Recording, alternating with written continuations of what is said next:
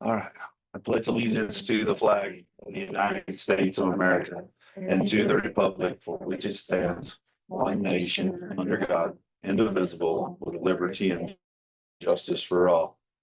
I salute the flag of the state of New Mexico, the symbol of perfect friendship among united cultures. You can kick mine out of there. All right. Amanda, That's. we're good. I will. You didn't prepare me You want for to? taking over that. Right? Okay, Brenda, you lead us in prayer? Dear Heavenly Father, we give all thanks and glory to you. We thank you for bringing us in this room together as one so that we can come together, Lord, to do what's best for our students, for this school, and for this community. We just ask that you help us to be the light and the salt and help us change each environment that we walk into, Lord. Help us to make the best decisions possible as long as it's in your will, Lord. We just ask for your guidance and protection tonight in everything that we do and keep us safe. In Jesus' name, amen. Amen. All right, our first presentation comes from Tri-West Fence. You guys are up. So my name is Milo, this is Robert, from Tri-West Fence. We're both project managers and estimators. I handle the fencing part of the business, and he's our expert on automation, electrical. Okay, I have a question before you start. Where are you guys located? Bernalillo. Bernalillo. Okay. That's where. Yeah, so we're a local business in Bernalillo. Maybe a little bit bigger than Paloma. Seriously, it's not that big. Exactly. Yeah. It looks big, but it's not that big.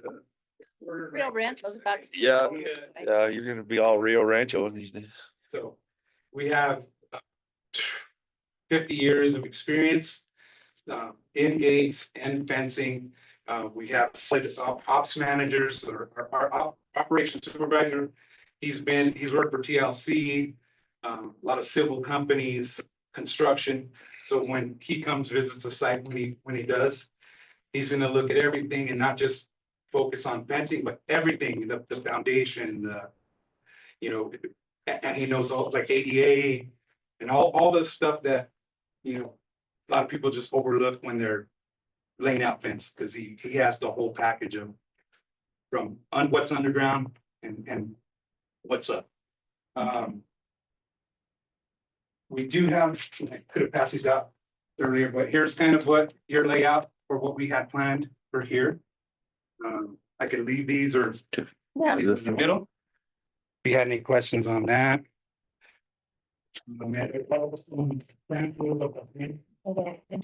Yeah. Yeah.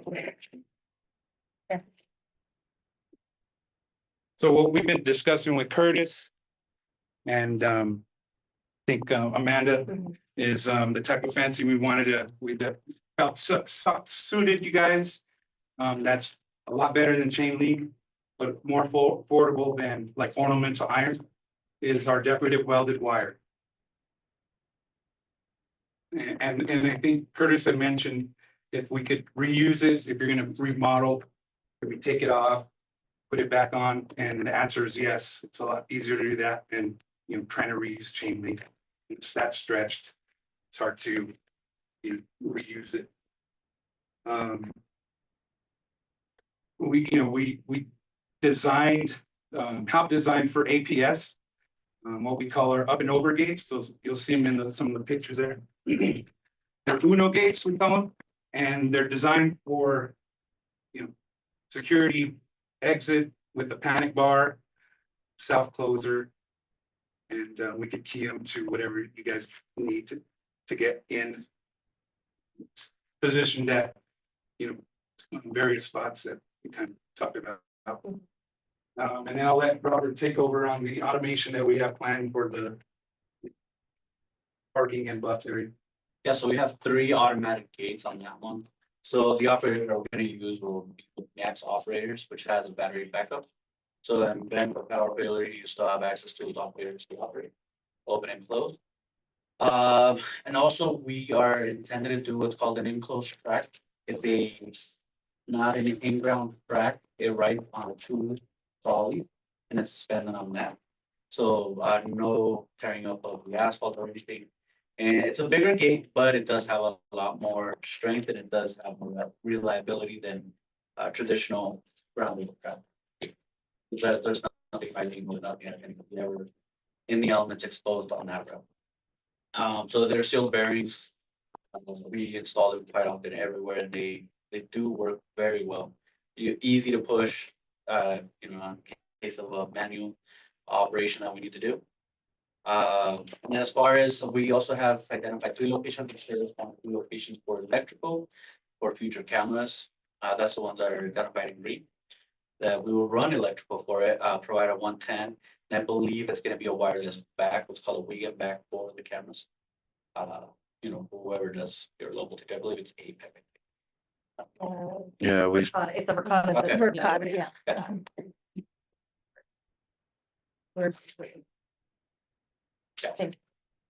Right now, for as far as access for the gates to operate, we have them on 20, we're gonna include 20 timers. Meaning that we'll set them up for you guys for them to automatically open, from 8 to 5. Or close from 8 to 3, and again, from 3, whatever you guys' needs are. But also an override button, meaning a basic coded keypad that you guys can enter or reprogram as well code, so you can access those gates. And it's also gonna have on the exit side, because one is an entry and exit, so the exit side would be an exit loop. Car will drive up automatically, since it's a magnetic field, it'll pick up the metal of the vehicle, open on itself, you guys can. So we also include. We do a lot of work for APS. We have a APS contract, as well as Rio Rancho Public Schools. It's a lot of the kind of the same stuff, welded wire, chain link as well, but a lot of welded wire, automated gates, and our up and over panic gates. That's one good. Sorry, go ahead. Have we seen the contract for this or the cost of this? I believe Curtis received the CES. Oh, I haven't seen, we haven't seen anything back from. We never saw it. If you guys don't mind forwarding it. Yeah, can you send it to Amanda, please? Yeah. Yeah, cause I'm like, this is. Yeah, so in that proposal, it does give our scope, how many, detail, how many feet, everything is going on, and we'll make sure you guys get that. I'm sorry, I apologize. No, I don't remember this. Okay, thank you though, So thank you. don't want to put the cart before the horse, but I have a question. And I guess for the staff here and then you guys also. So are we thinking going more with a bed now? Well, that's actually, thank you guys. So we have this as an option because that was something that had already been talked to them about, having a piece of fence to kind of compare prices between that and the geo fencing with Oculus, just so you guys can weigh those. Perfect. Okay, just wanted to make sure I knew where we were. So, and of course, I feel like you guys are, because this is what you do, but can you give us, because we're trying to decide if we want to go with a fence like this, or if we want to go more with a, what's that called? Virtual fence. Yeah, like geo. Which I'm still trying to wrap my mind around that. Do you and do that?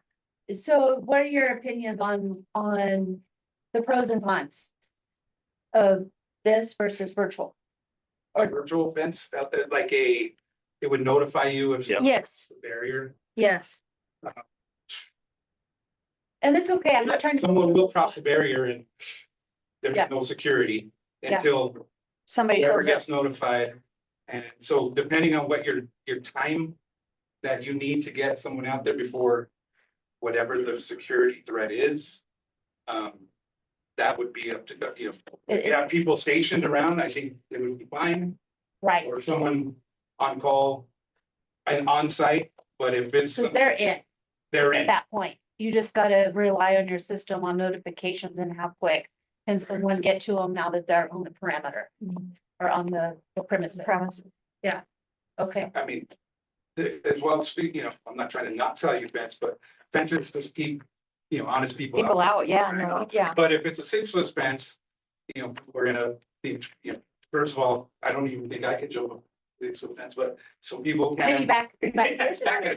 Back in the day, yeah. I'm not trying to age you. I'm so sorry. Any of us jump a 6-foot fence. Not that, I mean, not where you can't get you can't get any, So those are built anti, so they're definitely, so those would keep people, especially honest people, but most people out of your perimeter area. And we make sure that if there's an area, like there's a lot of that stem wall or we're gonna make sure we're not just putting a fence up against it, now they could climb the wall and just jump a 3-foot fence. We're gonna have a solution for that, where there's a 6-foot fence from any grade, so that they can't just jump on top of a wall and jump it, or anything like that. How heavy are those gates at the back? The manual ones, if they're swinging, it's real easy. Okay. Most of them are, I think we have swinging. The rolling ones, of course, the bigger they are, the heavier, but anything on an enclosed track is super Oh, easy. so easy to. Yeah. So I have another question. What happens if there's no electricity? They have battery backup for the ones that are automated. For how long? So depending on the usage, so if you don't use them for, let's say. If it's not, so for heavy communities that we install these operators, meaning that they have a lot of foot traffic in and out, it's lasted 3 days of continuous use. So for a school this size, I can see it for even 3-4 days, still be in operation. And that's a good thing about the basic keypad, it'll still communicate with the actual operator to open it. and then can you manually override it and then slide it, still open and Yeah, close you it can take off the cover, simple cover. and pull a pin? Actually just push it, or it does have that release that you can just roll that chain. Yeah. And then for those manual gates, we use what they're called the shutting hinges or sealed bearings, so maintenance free. You don't have to use some like, other bearings. Okay. And, sorry, go ahead. What other schools besides Albuquerque? What other schools are, So use it? I'm Or also. have fenced? Yep, we're doing Santa Fe, School of the Deaf. Where that's a huge campus and we're. Yeah. A lot of this welded wire and building a huge gate right now for the bus site that they have. We're actually starting now on, probably the beginning of the. And the last 3 years, APS really put an effort into securing all of their campuses. They're all closed now. And that included if they had any fencing that was not 6 foot, we went and replaced it with 6-foot fence. All of Rio Rancho Public Schools have 6-foot fence of the welded wire, along with some automated and manual gates, along with those Uno gates. So almost every school in Albuquerque, and every school in Rio Rancho. And we do, Santa Fe as well. What's the average life of those fences? Well, they're all the materials powder coated. So they won't really fade. The only thing that I've noticed if there's a lot of rain or sprinkler systems to get like a calcium buildup. But that powder coating, it keeps out anything from rusting. And I've seen some warranty with a 12-year. It gets 12-year warranty on the fencing. Manufacturer warranty. And so it sounds like y'all maybe haven't had, even though you're heavily involved with a lot of schools, these are still fairly new in a lot of your installation areas. I know we have some older, I could get some research and maybe get back to you on. Okay. Yeah, get back The to majority of Brenda. the ones that Take some we pictures replace of it. have been because of damage, vehicles, Gotcha. Yeah. literally. Yeah, if you'll get back to Randa on that. That'd be great. And with what you have done here, how long on average, and I know sometimes there's unforeseen challenges, I get that. But based on what you know, how long would it take you to put this fence up? What, I want to say what, 3 to 4 weeks? Yeah, we could put about 100, about 100 to 200 feet a day Okay. on the fancy. The only thing that will take a little bit longer would be the fabrication of the gates. because we won't fabricate the gates until we have the post in set. Because if we Yeah. fabricate the gates first, and then the post can't go where they need to go. Gotcha. And the That cable. makes sense. So that's the only, because we have our own fabrication shop back there, really. That's the only thing that will take a little bit, would be the actual building. And y'all do all of it. You do the whole thing. You're not relying on another vendor for, No. it's a turnkey deal. Okay. What about like, support and maintenance? Yeah, You'll- that's us. It's us. We have a Okay. 24 hour, 7-day on call for the automated gates. Okay. If you guys call, there's a specific number, they'll answer because they have that phone number, and they'll drive out here. Because we do service all of New Mexico and West Texas. We have another Mhm. shop in West Texas. Okay. All right. Cool. Thank you. Any other questions? Fine. Well, we appreciate it, gentlemen. If you'll get her the quote, if you'll get her the quote, then we'll, Way out, okay, and we'll talk about that. send to you. Thank you guys. Yep, Thank we you appreciate very it. much. We appreciate it. Don't get distracted by the life. And be careful. Oh, okay, cool. Thank you. Are there any questions that we should have asked that we didn't? Because we didn't have, yeah. When can we start? I'm glad you didn't answer. If we had a proposal today, just on our schedule, we're booked till like beginning of February. Oh, so that's not that So bad. That's not that bad. It's not summer. If we had it today and you're like, we need you in by Christmas, we could make something happen, but, right. We've waited this long. Yeah. But that's good to know that it's not 6 months out or Okay. 7 months out. We generally stock this water and stuff. Yeah, we have, all of this is in stock. Like you said, just fabricating the gates. The gates. It's, Okay. And so if we were to, of course, once we get the proposal and the quote, and if the board were to move forward with that, and we set a date, then that the materials wouldn't go up, all of that would be locked in. Yeah. We lock it. Okay, now, if you, 6 months from now, we might probably ask if we can. right. No, I completely get that. Okay. But yeah, Curtis had already reached out and asked us kind of updated, Okay. because I think we walked it beginning of the year. Okay. Okay. Very good. Thank you very much. Be Take care. careful gentlemen. back. When you might be familiar, but watch. Oh, y'all are staying. No. Oh, okay. There's deer, there's. Yeah, watch. There's. Yeah, when you, are y'all going out this way? Yeah. Just watch for wildlife, but you probably know that. And the crazy construction. And Yeah. our local folks here. Is that the main reason you're needing the fencing is all the. Yeah. Yes, Well, and it just. that, and we're also, it's an hour before, that, the state police tells us it's an hour before they can get here. We do have an officer here 2 days, a school resource officer, a deputy sheriff here 2 days a week. But those other days, they mostly have to come from Ruidoso or Carrizozo to get here, and that's 30 to 45 minutes if they're in Carrizoso. We have So, highways that go. You know, we've got all these highways, and it's just a miracle that something hasn't happened before. And then plus we have all these new guys in, and we probably should have done it 2 years ago when they started, but we didn't realize you don't realize how bad it's gonna get until they get here, and then. So we've had a few incidents that have Yeah. really opened our eyes, so.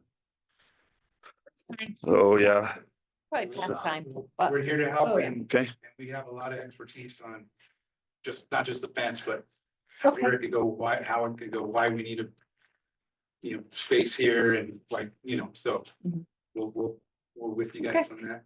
Cool. Thank you. And just thank you for having us. Really Yeah, just be wanna careful. commend you guys on the way you opened the meeting with the pledge and prayer. That was pretty awesome. Thank you. Yes. Certainly, thank you. Be Right. safe going home. Yeah, it is. Nice to meet both of you.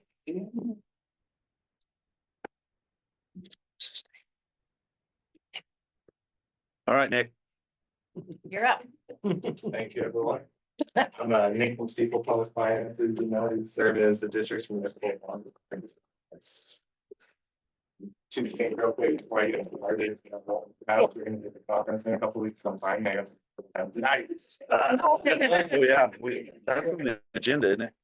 Yeah. That's on the agenda, isn't it?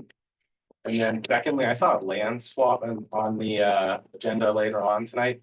We helped Clayton and Des Moines with an analysis for their land swap. As you all know, your bonding capacity is based off your land value and any potential changes in it. I don't know if it's a land swap with another district or No, something. it's actually selling it to a person, Perfect. a private entity, a citizen, yeah. And it's not, it's like two or three, lots here and 2 lots there. It's not like it's a huge amount. It just squares some things up on their property, and it's something that And we haven't used it. we haven't ever used We've it. never used it, so it's like vacant land. I just wanted to make sure it wasn't a big district realignment or something like. No. Yeah, no. I would say we can tell you what that impact will be. It doesn't cost you anything for it. Oh, okay. But going back to, I guess, kind of the regular update, why we're here tonight. First, Right. congratulations on the successful general obligation bond election. I think the more pressing item is the SB9 election and how to possibly maybe go back to voters and get that reapproved. Do you recommend you guys go back to voting for reapproval just because it's like vital funding for your ongoing maintenance needs? It's probably $40,000 or $50,000 that's raised locally. And then you also receive a portion from the state because you're taxing the residents. So it probably covers the maintenance person's salary and then changing light bulbs, door locks, things like that. It is pretty important funding that most of New Mexico. So I have a question for you. Can you help Randa create something to send out before the election? Remember Travis and I used to, and Karen, we would send out something that said, this is how, if you have this much value, this is how it will change. But this is what it's for the health and safety of our maintenance of our buildings. We didn't We do any of never that. didn't do any of that. Yes, right. And it's not on these guys. It's, you know, it didn't get done. And I think that's why it failed. And this is the first time ever that it didn't pass, as far as I know. And I've been here for 37 years. And I think you're right. it's the first time. It is. It literally is the first time. And I So can't, we need some help in writing something up to put in the newspaper, to post at the post office, to send in a flyer to the people at, to everybody. to everybody, like a mass mailing and not make it like, Needs to be simple. it just be really simple but easy, but also something that says this is for the safety of our students and our staff. Yes, ma'am. Because I figured that if one of them wasn't gonna pass, that wasn't the one that wasn't gonna pass. I thought that was gonna pass, and the other one wasn't gonna pass. After reading it, though, I think that SB9 was very confusing, Confusing. and that was just me personally. It's But confusing. for yeah, everybody. It- That's you what pay I mean, it was $2 on long. every But thousand, I also whatever. I think that was. that was, it was confusing. You do every school. Yeah. That's Yeah. pretty. But I think it's the education piece that we missed. Yeah. Because I mean, we've never noticed it. I was so surprised. I'd rather see the, bond election fail honestly than. SB9, Yes, than because SB9, you have yes. Flexibility in getting bond dollars, SB9, you don't really. have You don't- flexibility there. State leaves maintenance up to you all and so we need SB9 for. So Randa and I did talk right after the election. I put together on page 9 of the presentation some talking points on what is. Election rules have changed. Our firm can no longer produce the physical flyer. Right. But we can provide every single talking point, what the tax impact is going to be, do the math, everything like that. We just need someone from the district to go ahead and actually put it together. We can Right. also provide some examples of what other districts have used for their flyers and how to make it prettier than mine right here. But the main thing to communicate to voters, the main thing is to communicate to voters like you're all talking about. That can be a town hall, having it as an agenda item on, a board meeting before the election. Putting out flyers at the gas station, the food trucks in town, just so everybody's aware of it. And then I do agree the ballot language is pretty confusing. It's something we can't really change. The GeoBond looks like it's a one-time tax or approval versus that SB9 being an every year tax, and the GeoBond is arguably a bigger tax for a longer period of time. So education can go a long way in letting people know that Number one, it is just a continuation of the existing tax in place. It would not raise their taxes. It would not be a new tax. And then telling them what the money currently goes towards, how much it raises, and then the things that it can be used for, like you're talking about. Will go a long way to hopefully educating everybody about it. And then you all are in a tricky spot with when your SB9 actually expires. You only have the choice to go forward with a special election if you do not want to have a gap in funding. Your current SB9 mill levy expires in 2025 and the calendar year 2026. So we just set the calendar year or tax year, excuse me, 25 tax rates, which people paid their first set of bills maybe this week. They'll pay the second half in May and June of calendar year 2026. After that, we will set the tax rates for the school district in August of 2026, and we would not be able to set the tax rate with that SB9 mill levy in place if voters don't approve it before. So when would we have to have this special election? But what's our, The next page that puts together a rough timeline for you Oh. all. That's on page 10 towards the back, but it does end up being a pretty quick turnaround for a special election. They can be held 100 days after the general election. So that puts us in early February, and they cannot be held 70 days before a midterm or primary election, which will be in June of this year. And then again, we'd have to wait 100 days after June before you could consider a special election, which would push us past that August deadline that we would want it approved for. So our recommendation, I had a meeting with the Torrance County clerk earlier this week because there's another school district that's considering a special election. So I just touched timing with her, and it is general New Mexico guidelines on how special elections work with that 100-day window and things like that. So this timeline I've proposed here is not the quickest or most aggressive you can go with it, but it is right at the end of when your special election window ends at the end of March. So our ask or request, if you guys do want to move forward with SB9 special election, would be to have the board consider it next month in December. That's when you all would have to call for the election resolution like you did a few months ago.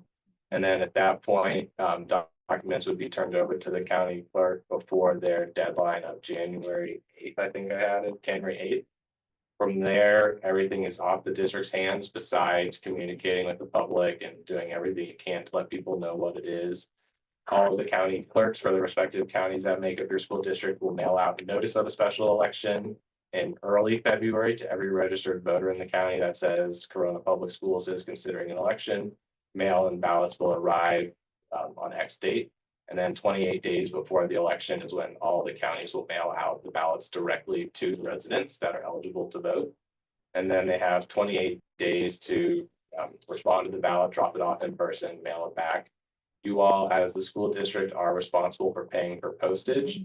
I think it ends up being 3 different mailings that you have to pay for: the notice of the election, mailing out the actual election and ballots. And then you need to provide return postage for all the ballots, even though some people will not vote and some people will drop them off in person. I think the cost for Santa Rosa, which was a bigger district, was around $8,000. That was a couple of years ago, so it should be between $5,000 and $10,000 at most by the time the lawyers are paid. We don't charge for any help in a special election. Our work comes when we actually go to sell those general obligation bonds. So we'll work with Miranda and the team on putting together flyers and all those talking points and helping it pass so we can set the tax rate in August of next year. okay. So it's strictly a mail-in. Strictly a mail, and that's the only choice, yes. And then there is some flexibility. I think I put March 19th is the mail-in date. If someone says we don't like the 19th, we like the 12th is our lucky number or something, that's fine. Yeah. Just need to know the next week or two if you guys have a real something what that date is going to be. I think March 27th or 28th is the latest it can go. And then most of the county clerks are out of the office around Christmas and New Year's, which is why an early February election gets challenging because they have to have everything approved and ballots start to mail out most likely before Christmas. So this works a little nicer for the clerks as well. Okay. So obviously these were successful or they wouldn't happen, but what is your experience on the success rate? So doing that. or something like this. Success rate for us has always been positive on these.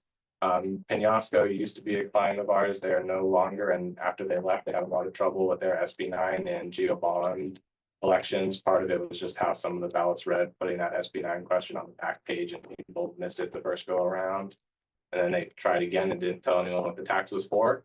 So it did take them 3 tries, 2 special elections. That was a rare case. You guys are a smaller school district and believe will do your part to let everybody know what it goes towards. And if that happens, I think we have plenty of time to get it approved and pass the first go around. So we're not wasting money on it. And you said it, in order to do that, we would be out, what'd you say, 8 to 10, 8 to 10,000. Just, and 5 to 10. it's all posted, so it isn't. It's all posted, so we can. I have the numbers on how many people responded on the last election. I think it was less than 100 people actually Yeah. showed up to vote. It's like 52 and 93 41. voted, Yeah. showed up to vote. You guys have more registered voters than that. The second mailing, that includes a ballot and the return envelope, is a little bit heavier. I don't know what it actually costs, but even if it's, $1.50 or $2 a person, we can do the math on the number of registered voters, and you guys should be on the low end of my estimate, but I don't want to tell you It's, yeah, exactly. $3,000 and be surprised with a bigger bill.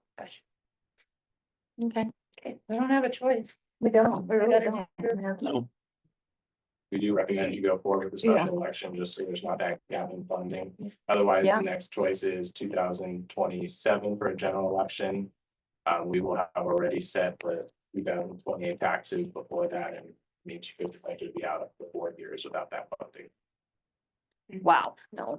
So if you want to have some sort of special town hall, things like that, we're happy to help explain how it's not a tax increase, have something else there, but if you just put flyers, sticking with that. but I think Like that. you guys are right, because I thought that one was the geo bond. I mean, I didn't know it was, I had them confused. I didn't know one was the mill levy, and Yeah, so I didn't, I had, because that one was so wordy and. It shows every single year, and I think that scares people the most. Yeah. Yeah, exactly, and they don't understand. So we just need to educate our electorate. So We can do that. Yep. We've done it in the past for 37 years. I educated the women's domino circle today. No, we've got a lot of non-converters there, don't we? In the past to know what their But that, issues are. one of them, yeah. Understand. We're having potlucks, and we would get people all together and we'd have a potluck. And do you remember that? You guys wouldn't remember that? I don't. You were probably a little kid, but Cause I got some. I remember having potlucks and having a town hall where we invited everybody, and Travis explained what was going on and why we needed it. We did that several times. And I don't think a town hall, cause sometimes don't those either. bills create more problems. But I just remember that. But I think if we get a flyer out to them Right. and Just talk it up education. And post to it. everybody we see. that- Yeah, And share like And at share. basketball games or. Right.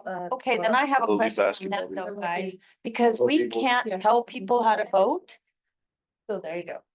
because that's illegal. Remain neutral, yeah. Yeah. Tell people there is a special election, please go vote. You can't tell them to vote. Yes or Right. no. We can explain to them When they ask What a it's question, for. answer their question. What it funds. what it's fun. Yeah. Like, And no, we then, can't do that. I don't know if we really want to point this out to everybody, but on page 4, we have the tax rates. LP9 mill levy is the $2 tax. Bond tax, they are $3.5 and $4.5. So even though that SB9 looked like it was a bigger tax because it had more years listed in the actual question, it ends up being, half of what your debt service payments are, and gives you a lot of flexibility in how you spend those maintenance dollars. Are we allowed to share those numbers? Yes. And we can. Okay, yeah. Cause I think that would help a lot, people getting a bill for like, oh, okay. And we can let you guys know what a $2 levy actually equates to for the average house. Yeah, $1 is, or $1 mill levy is equal to $33 a year on $100,000 property. a taxable property, and so that would be, $66 divided by 12, how we mostly pay our mortgages. Ends up being, $2 to $5, we'll call it, for the average person that they're paying on their tax, and my guess is if it fell off, they probably would not notice the decrease. Did it? of $2. Yeah, exactly. It's a perception thing, Yes. It is, yeah. which I totally get. We have to help explain that. It's just the renewal of the current tax, not the new one. The question reads as a Right. new one because the old one does expire, and so you're asking them to give you new authorization for it, but it's same thing we've done. Throughout. Instead of. Yeah, Mm. I think that's another thing we need to emphasize. It's not a new tax. You guys have passed this for 37 years that I know of, and probably even longer. It does change. It's yield restricted by the state, so whatever your value is at the time of the election, that's technically the dollar amount that residents are approving. So over time, it has drifted from $2 down to $1.95, we'll call it, because the value here in Corona has gone up. So if all the Right. construction here does provide positive growth and valuation, which we expect it to, that $2 will likely be $1.90 or $1.95 by the time it's 6 But years. it's all said and done. And so they're Okay. giving you the same dollar amount, today that they will in 5 years, not that ability to grow too, which should hopefully make the Oh, taxpayers okay. happier. Cool. Thank you very much. There is Appreciate one it. other slide in here. Yes. The geo bond. I don't know. Oh, if we yeah. can Talk about it right now, or if you want to address that as another day, but this was kind of our proposed plan of finance on how to actually sell the bond. Oh, okay, We yeah. all cannot sell the bond or do anything right now. We're in a blackout period, we'll call it, where the state has to certify all the election results. That takes 30 days, and then at that point you are all free to sell the bonds. We don't want to sell the bonds until you're ready to actually spend it, because you start paying interest on that money if you're not spending it. The main thing I just wanted to point out on this slide is that box over in green on the right-hand side. Mhm. The second row shows calendar year 2026. That is our tax year 2025 rates that we just set. That has a total residential tax rate for everybody right now at $7.27 or 28 cents, depending on how you round it. When we do go to sell the bonds, we'll have to do a little bit of fine tuning. Right now, it's showing about a 0.25 increase in the total tax rate. It'll most likely be flat and consistent at that 7.25% rate. So we do still think that you guys will be able to sell these geo bonds when you're ready without having the tax increase. We just most likely need to take some action by June to start that process so we can maintain the tax rate at that consistent $7 mark. And that is where you guys all become eligible for the waivers from PSFA. Curtis and I had some conversations. I believe you're all on the agenda for action in December from PSFA. At that point, we'll know a little bit more on when they're requiring money from you all, and that might dictate if the first bond sale is sufficient to cover it, or if we- We're on their agenda. I believe you're on their agenda. You did check with that, Brenda. With the PSFA. PSFA, not teacher housing, but remember I asked you about the bond? And I know you're drinking from a fire hose, hon, but you might try and call them again and make sure where we stand, where we are. Brandon and I did talk about it. Yeah, oh, good, all okay. one-on-one, yes. She is drinking from a fire hose. Their internal meeting is tomorrow, the 13th. That is when their finance subcommittee meets to discuss all the projects. They might have reached out already asking some questions on waivers, which we've talked about. And if you guys are gonna need them, we said, yes, you will need waivers. That will then move forward to action in December. So Okay. you guys are, teacher housing should be approved and money available. And then I think the combined school project is the one that Curtis had me review the draft application for in September. He turned it in by September 30th. That's the one I believe that they're discussing, potentially what it was. So they did turn it in. My knowledge, he did, yes. I was on the emails with his draft letter before I went to PSFA. I think I got all of after it was sent in. I don't think I saw the actual ones. But I'll reach out to PSFA and check. And Will you please? I live up in Santa Fe. I'm planning to attend all of the meetings as well and report back. Did you ask Yeah. about the application? Is that what you were just asking? Sorry. Yeah, exactly. But- She was just confirming that Yeah. he did turn in the That he did, application. yes. Mhm, yes, and then I asked him, they had like a follow-up question to either say yes or no. And so I asked Nick for advice on how to word that, and so I did get an email stating that they will be meeting and determining that information. I just want to make sure, 'cause- Already involved. yeah, exactly. But again, that will determine if they give you an award and say you can move forward with a combined school tomorrow. Then it's up to you all how quickly you want to move, even if they say that there's still some delay in giving you the award, the funding, and then first step is finding designs and architects. And you most likely will not need the first set of money within the next 6 months, but if you do, please let us know. Okay. All right, So that's just for your knowledge, no tax increase for now that we expect. right. Any Okay, questions, please let Randa know. We're happy to answer them. okay. So did they, get someone that's remaining up there? Cause I know there were some musical chairs up there. Is all of that working a little bit better? Yes, they Good. put, PSA puts one in place last month officially. And there's, And they're working. Still there right now. So it is working. The hardest part, I think, right now is that we have to re-explain what you guys are. What other staff members have maybe promised or alluded to. And then trying to see if that all still holds true. The biggest change that took place was during legislative session last year, they dropped the waiver requirements for you all from $10 to $7. That's what we want to sell bonds by June and maintain that $7 tax rate for at least 4 years. That's how the state considers you for the tax burden and embedded. I mean, at that point, you guys would put forward your $2.5 million, potentially $2 million if we can save a couple $100,000 for the athletic fields or things they won't cover. And then the state will most likely make you go through the traditional launch system on the planning and design phase, which will exhaust your full 2 million before planning and design is done. And then waivers will kick in for the remainder of. Because we're still at the 90-10. Yes, that's correct. So maybe you won't exhaust it fully in planning and design then, because that would be some pretty expensive blueprints. But most blueprints right now for schools are costing about $5 million, so you'd be responsible for 10% of that. And then at that point, No, we're 90% 90. because of Zuni lawsuit. We're a 90-10 school. We have to come up with 90. I'll double check. Check on that, because I know there was something that went through the legislature that took, you know what I mean? I thought that, Because we were a You guys are 90-10 looking at school. 60-40. Yeah. yeah, I think Yeah, something I had think changed. something in the legislature It changed, was something but changed. I didn't know if it had Yeah. been repealed. No, Oh, no. so you guys, I believe you were 90-10. I think you're Yeah, 63, we were. 37 right now. Yeah, That's in place through fiscal year 27, which Yes. is one Okay, more yes. year, which is another reason we have that urgency with PSFA. There is no confirmation if the legislation will approve new reductions in that local match after 2027. But I have heard it is going to be on their agenda discussion.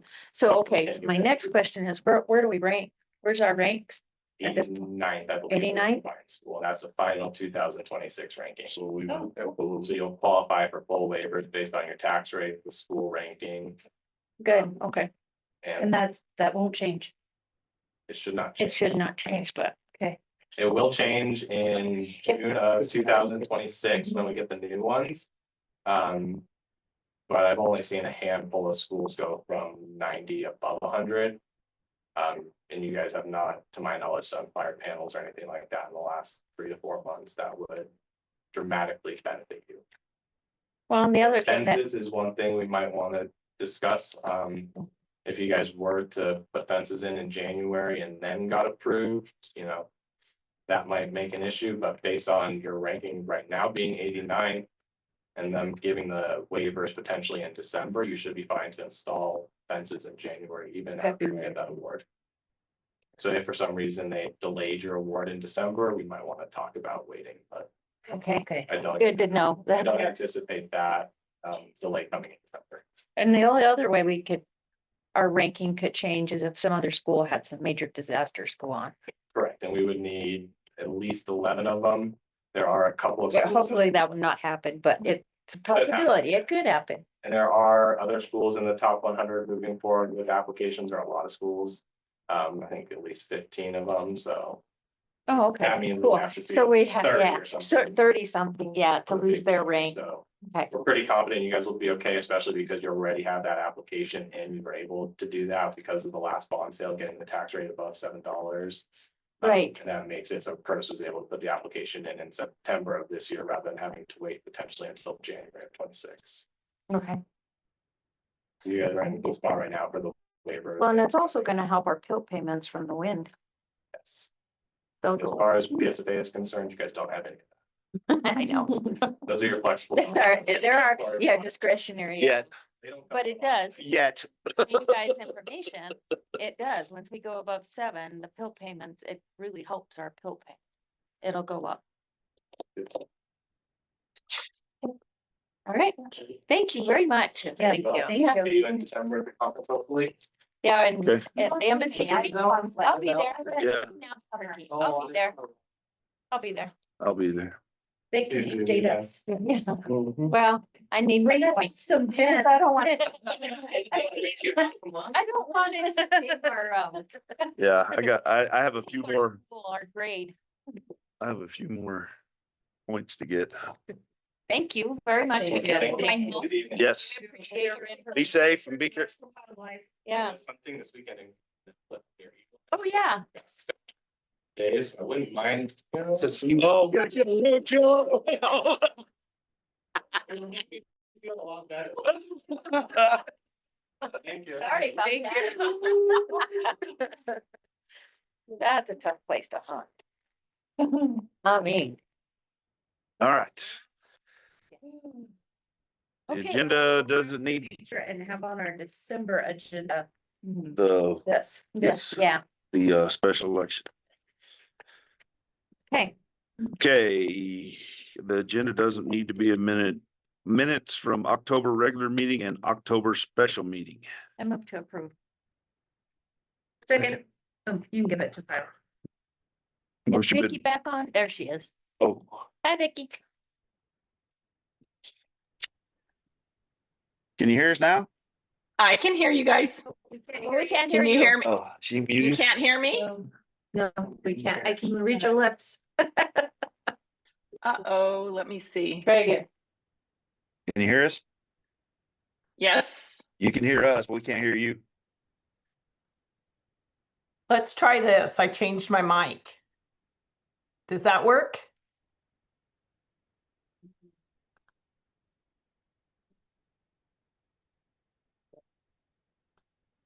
Can you hear me now?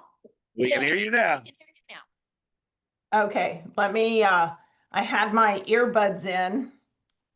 Okay, But we're I almost take to you. Okay, I'm good. Motion been made and seconded to accept the minutes of October regular meeting and October special meeting. All those in favor? Aye. All those opposed? All right, payroll and bills. I think I've asked this before, but that dragonfly is our refs, right? Yes. Correct. No, said worked out really well. On page 11 of the accounts purchase order history report, there's a fund, or there's 11,250 53414. It says undesignated. That needs to have some description. What is 53414? I can't remember. What's the object of 534? 53414 is contract remember. services. And I've been working to clean those chart of accounts up as I come across them, but you're right, that one needs to have more description on that. Let me tell you. Other contract services is 55915 or 55. 53, hold on, I'm looking it up right now, 53, I don't know it off the top of my head. I don't either. I don't remember. I've slept since then. 53414 Yes. is other professional services. Other It would be professionals. things, Yeah. I'm looking to see which one it is. You said it's on page 11? 7 of the account purchase Okay, order history. I see it. Okay, so that's any bank fees, specifically the Okay. FSB is bank fee. Right. The BMO is probably also bank fees. It's So- any kind of financial services. Those bank fees, so are we getting them back? Is that what those adjustments are? Bank statement adjustment, because I used to ask for them back. Sometimes we do, but not for the money orders. No, we have to pay for the No, fee of money yeah, orders. yeah, okay, And that's where that's being charged, is under that object Okay. code. okay. And then I noticed there's several open purchase orders, so it kind of skews unless they really need to be open from 7/9 of 25 since July. Let me There's look. a bunch.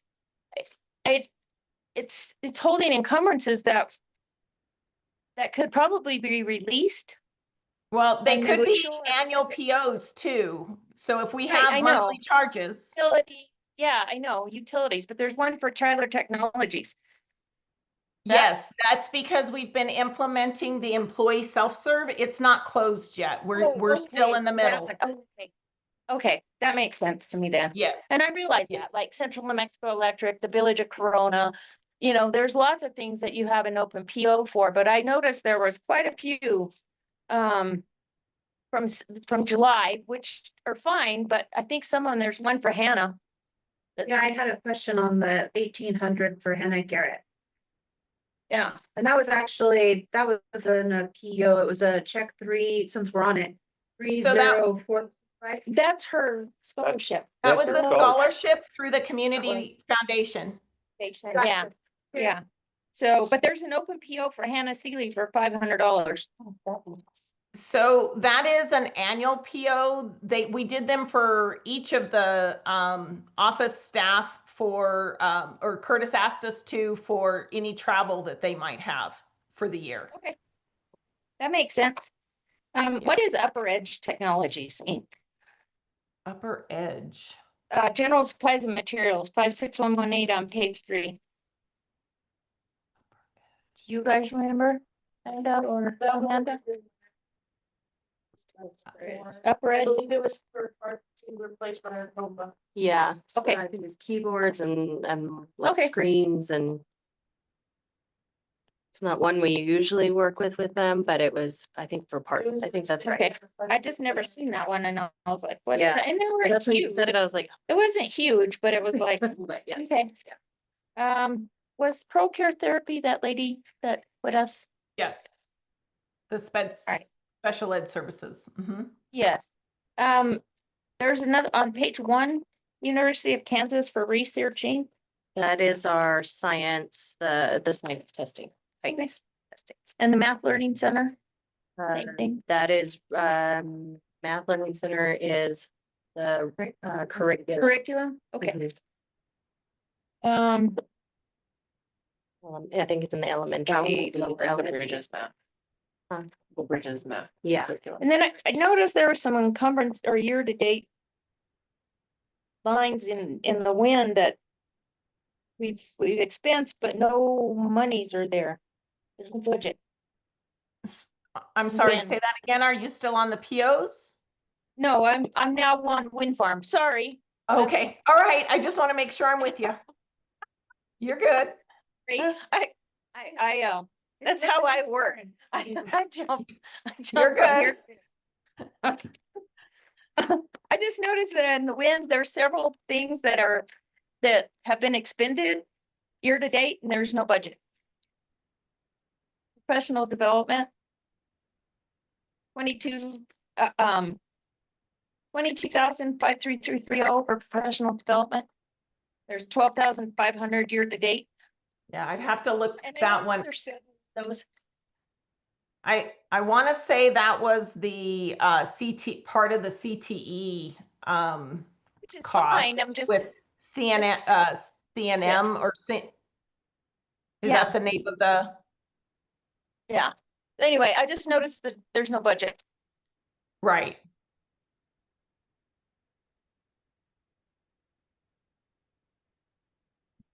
So when you look at 2,200 overall, though, it's not in the negative. Are you wanting? Exactly. No, it's got plenty of monies there. Yeah, 2,200 does as well. And that's why I'm asking, are you wanting the individual object codes to be positive? I usually just look at the function as an overarching. No, just 22,000 is fine. Okay, And I noticed that too, but I just noticed that there was some lines that didn't have any budget. which is And fine. I do think that when we evaluate this for budget this next year, we need to really look at how we did spend the money and see if that's where we need to Right. place it. Because this is just, yeah, there's been Yeah, a lot it's- of adjusting. Yeah, exactly. And More it's specific. time consuming, It is. you know, it's very time consuming. I mean, I've been there when I first started and then I was like, okay, now I gotta figure this out. All right. I think that was it for wind, for me. I do have outstanding check listing. What was the Council for Exceptional Children? That's me, to be a special education director and member of New Mexico Coalition of like special. I mean, I education. knew it was something, you know, but I didn't know. It was Yeah, they provide a lot of free, even with that, so I'm able to give like free trainings and stuff to our Oh, study aides. cool. So they have like access to be able to earn certification for free. And the floor tech contracting, are they the ones that did the floor in the elementary? In Nicole's office? Oh, probably. Yeah. Yes. Nancy Learning? Yes. That's a lower elementary program that we use to help our struggling readers. Okay, I think I've asked that before. I forgot. No, you're good. It's an odd name. New Direction Solutions? That's Remember that one? actually the Pro Care Therapy. That's the name of who we have to remit the that's checks her. to. Oh, okay. All Yeah. right. The PO is That's to Pro the- Care Therapy, but their But the actual, remittance Yeah. is New Remit- Direction. yeah, okay. Yeah. Okay. And so that the outstanding for Tyler Technologies, that's still part of the deal that with them? Correct. Correct. 2,400? We're almost done with the implementation phase. We should be closing that out, I would say within this month, by the end of December for sure. Okay. Then I noticed you said the GL balance for the new FY not being able to reconcile the difference. What did we ever do with that CD? Do you guys know? Does anybody know what we did with the CD? There was a CD that I always had to use as an adjustment on the bank statement. And it was in the vault. It was monies that they couldn't, when they sold a bond, they bought bonds, but they couldn't find the people to pay them. And so we just purchased a CD because we didn't feel like that money was ours. It belonged to the heirs of whoever, and they were deceased. And there was a CD in the vault. So, I don't know. I don't know anything about that. I know that so there's an old bank account in Tyler that says Wells Fargo CD, but it has a zero balance. It doesn't, No, it has, this is, Or This I don't is- know, is this even on the books? it should have been So where does it show up on the books? as an adjustment. And it shows up on the cash report every year, or every month, or every As a quarter. As a reconciling item? reconciling item, because it's part of our cash. But you said you found a CD in the And you vault? found a CD in the vault, who found it? Nicole? Local. I need I to, I noticed- need to have that. Yeah, I need to see that. And I think you just probably need to, because the bank would send me an interest statement once a year and I tell them just to roll it. And I've never gotten an auditor, I've never gotten like Stiefel to anybody, our attorney, nobody had ever told me. It's too late. I mean, the statute of limitations is passed. Cash that sucker in and deposit it. But I Okay. never got that. What bank reported? First Savings Bank. Okay, so what is that? Yeah, it is first, And it's our a bank. Separate account? It's a certificate of deposit, and so it's not really an account, but they account for it in the monies that we have. So when they send us those reports of how much money we have above the FDIC insurance as a school district. Which is what I remember it was in So there. here's what I do have, because I was just thinking that sounded familiar when you were talking about bondholders. So in the activity fund 23006, I show a fund balance of 5523 and 53 cents. So I'm wondering if that's that CD and it was accounted for in activity dollars. I'm not sure, but there is. I never did. I always showed it as an adjustment on the bank statement and I showed it as an adjustment on the cash report quarterly. Okay, Cause it really All right. wasn't ours to book in any way, shape or form. It showed up in a separate account, Yeah, but your bank statement was for total cash, not just one particular account. Yeah. And is yours, Vicky, for the one particular account? Your reconciliation? it is one of the activity accounts is what it's titled due to bondholder errors. that's But I don't know probably it. anything about it. Yeah. I'm thinking So we they're the need to. same, but I don't get a hold of know. them And ask them to send us an updated deal of it, because they always gave us interest. You know, it's a CD that just rolled and earns Right. interest. It's not huge and they don't pay a lot, but it has increased in value.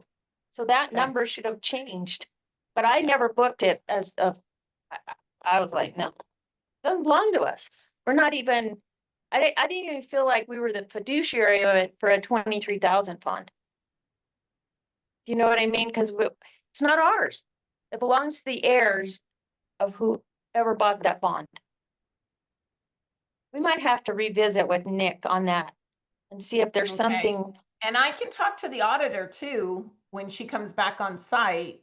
I can talk to think I Pam talked about to it. her I think I talked to Pam about it years ago. Ask her. She might remember Okay, that so conversation. I just need clarity. So these bonds were sold. It was some type of a general Long obligation time ago. bond. Yes. Do you have any idea what year? Oh my God. Would it show up? No, because Okay, I think, no, I don't remember. I just Okay. know that all of a sudden we got this money and I felt like, and I think Pam might have been our auditor and it was like, this is not our money. And so I think her suggestion was buy a CD and just let it roll until they figure out who the heirs are to this bondholder. And it wasn't Stiefel, it was George K. Baum. Remember when they were the bond people, the George K. Baum, they were the ones that gave us, that sent us this check. And I think Pam was our auditor and she's the one that said buy a CD. Because you're not, it's not yours. It's not the school's. okay. It's old. So Nicole, if you can bring that down to the office, Hannah will put that in the fireproof safe, and then I'll get with the bank and see where we're at with it. It's already in the state of it, the elementary, is that not? Yeah, I always kept it in We the need to safe. have it down in the, yeah, we need to have it in the business office. Okay. I was just wondering if that was your heir. It could be. I mean, it's very possible. And you can see from the bank reconciliation. So I worked with Tyler a long time, another lady named Pam. And you can see that the direct vouchers that we thought we were going to be able to clear then totally threw off our bank reconciliation. And so we had to undo that work. And she was not sure what to do now. So that's why they're back. That's why they're not cleared though. And it's because it's 2 fiscal years ago. Right. That's the And problem. you might ask Pam. I if there will. might be some, way to create a journal entry. Right. I don't even know if the fund balance or what. Right.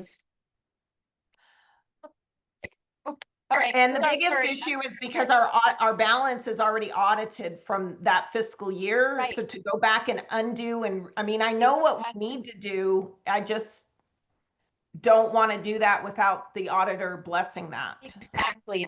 Blessing it. Yeah, exactly. Yeah. Okay. Thank you. That was all mine. I know. Diana has some. So, on the bank rec, since we're on it.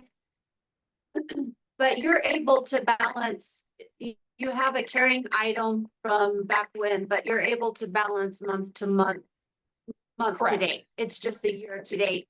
And Correct. that amount is, I know you're still digging and working, but that amount is not changing. It's just an unreconciled year-to-date balance that you're carrying from month to month. Is that correct?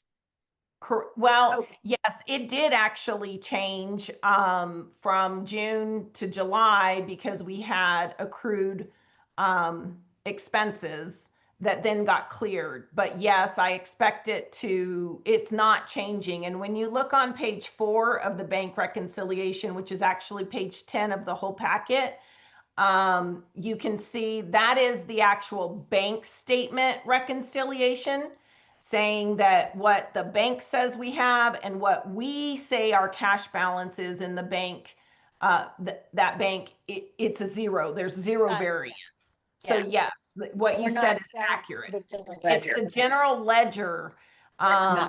that is not reconciled, And which is it's different. okay, and it's year to date. It's month to month to month. Correct. Yeah. Okay. Correct. Okay. I just have a few more little questions. Sure.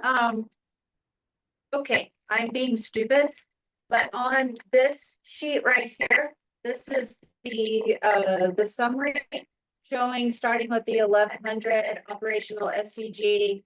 You have Okay. started off with all funds budget, percent budget, year-to-date expense, percent of expense to budget, percent year-to-date. Anyway, it's so just help me. I understand everything walking through this on this, which I like this report. But help me understand when you get, when I like Teacherich, this is a small one. So you look at the 1200 and it starts out budget 7 for the whole fiscal is 67,088. And that's 0.97 of the total budget. I get that. And then year-to-date expense is the 10411. Okay. Where I I understand the 0.16%. Then I'm not following help me with that math on the 0.01%. Okay, so let me just take a look at the, Sorry to put you on the no, spot. I'm looking at the formula as well. So I just Okay. want to make sure that I don't have an error in the formula in the spreadsheet. The top one works. I Yeah, understand, but I can't, the math. I can't, I just thought maybe it was my brain not firing off correctly.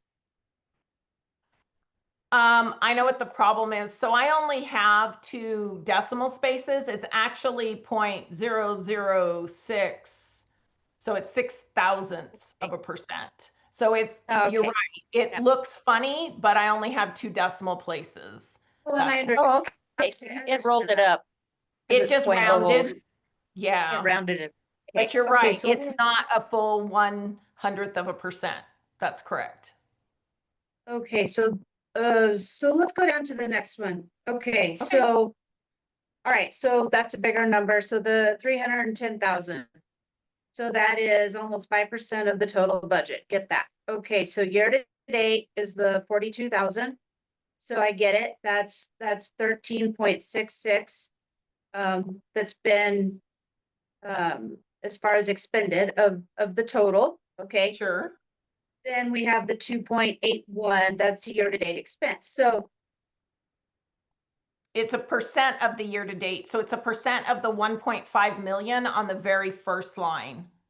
okay. Yeah, okay. Okay. It's a percentage, yeah, of our total just our expenditures. Because I was, okay. And not I just was thinking the one transportation. above too. Okay. Okay. I was thinking, wait, that 42,000 is not anywhere near because I thought that went down from the 4.48 to the 2.81.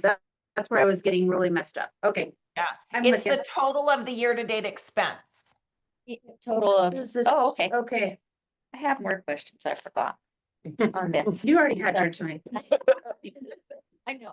I'm kidding. You're doing a great job. Is it related to this? Yes, Go ahead. part of this. When you break it out by function,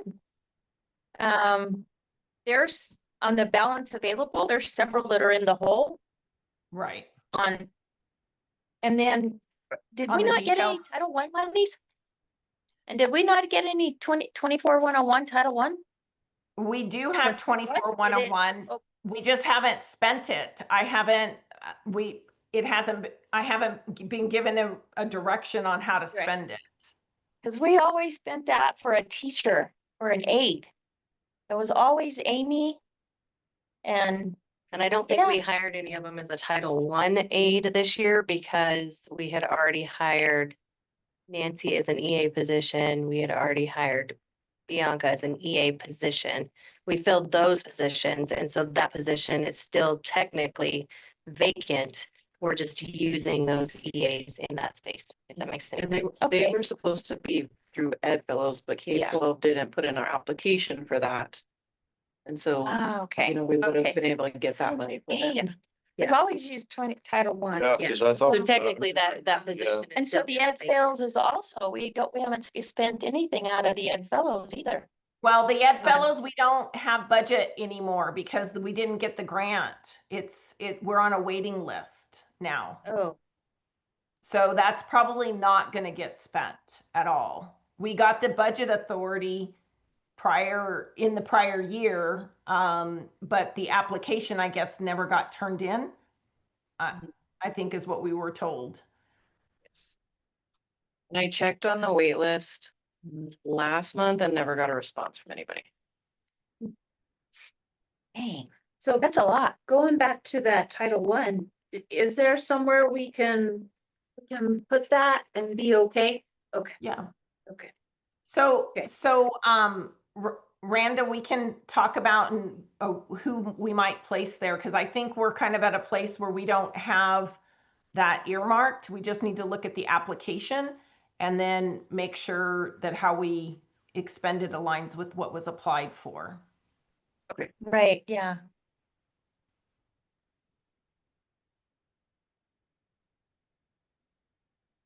And then that literacy for children at risk. That's actually Go Bond. I've gone in and I've fixed it in the Tyler system now. Again, that's another one I found that needed to be cleaned up. But yes, that's the 27107 fund. 317, actually, yeah, 27107. Yes, 30. Yep, that should actually be Go Bond. Okay. Because I was like, dang, that's some money there that we could. Yeah. And then we instruction. do have, I'll go over that in just a minute, but we do have a new Go Bond allocation Right, as I well. saw for that, library. yeah, okay. Yeah, okay, that's all my questions. Sorry, but You're I good. had lots. I have just a few more. We're doing really good. Sure. Thank you. Okay, so I had a question on check number 30420. It's probably a wreck, but it's Leonard Rutherford for 100. Explain that. Okay. My test administrator for the best. Oh, okay. Oh, That's okay. fine. Okay. Oh, gotcha. Okay, thank you. Ruth. Yes, the refs all get paid through that, Do that. that other thing I. Oh, That, okay. whatever that thing is. Gotcha. Probably knew, Okay. I obviously didn't know. So Leonard. Who? Yeah, okay. Okay. And then this, I have a question on the receipts, just because of the date and just to help me understand. On the cash receipts, there's one, and I tried to go through these and I'm sorry, I couldn't find it, but it was from the USDA Mhm. and it in October, but it's dated August. That's how far back it takes them to pay, to reimburse us for our food services. Okay. Oh, okay. I totally understand. Okay. Yep. Let's see. So do we still have to submit the report that shows we're free and reduced across the board and how many teachers eat Nicole and said- all that? What do you submit, Yeah. Nicole? I know you do. Yes, ma'am. I submit the claims Right, every month.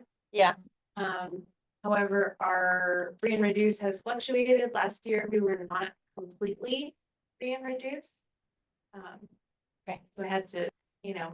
Make those adjustments, yeah. And, this year, we're back to being 100% free and reduced.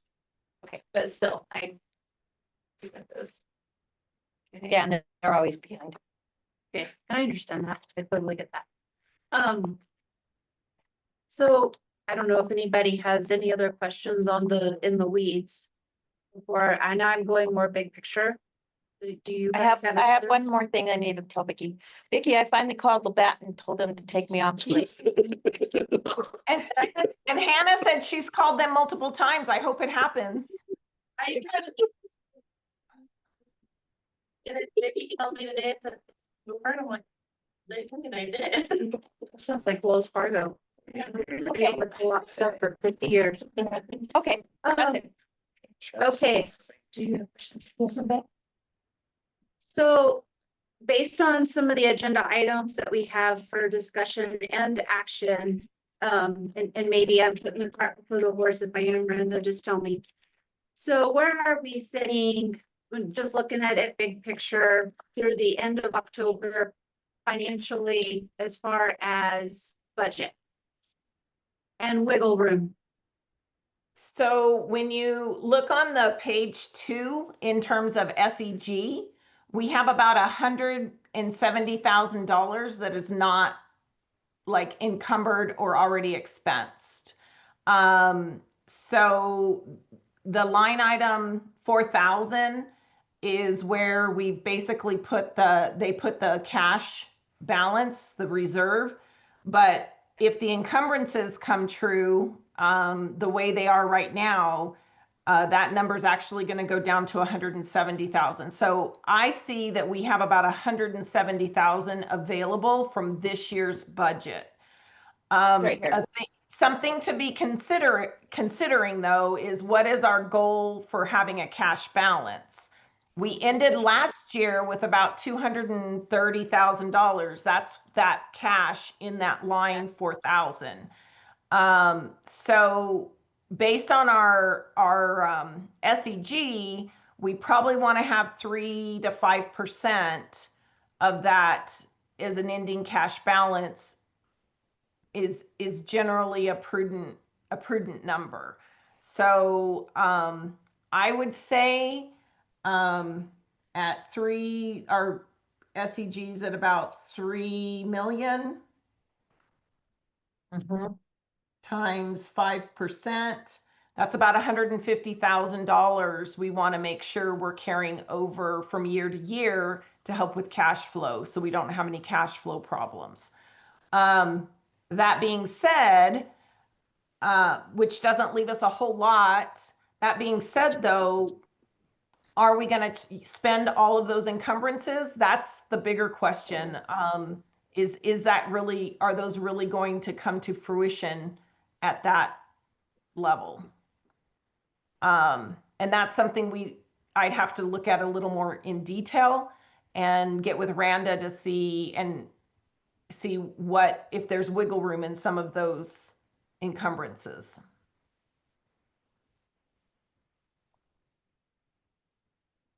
Answer your question. It does, but I know we have, and I understand everybody's been super busy, but we have action items. And they're possible action, discussion with possible action. But I know that there's some of these we need to move on, just to keep things rolling and going in the right direction that we, I think, all want them to go if we have the funds to do so. So when you look at the other, so taking number 2 on the possible action items off of the agenda, let's just off of this conversation, because elementary teacher probably would come out of operations. However, we just recognize that Title I hasn't been spent. That could be a good chunk of their salary. So if it's allowable in our application, or if we can submit a revision to our application, if it's not in our application, that's a possibility to help share the cost. And that would be huge. But looking at items 3 through 5, those could be different funding sources. So it doesn't have to come out of 11,000. We have the safety and security funding, the 100,000 that I'll be presenting here in a little bit. We also have, let me go down a little bit more.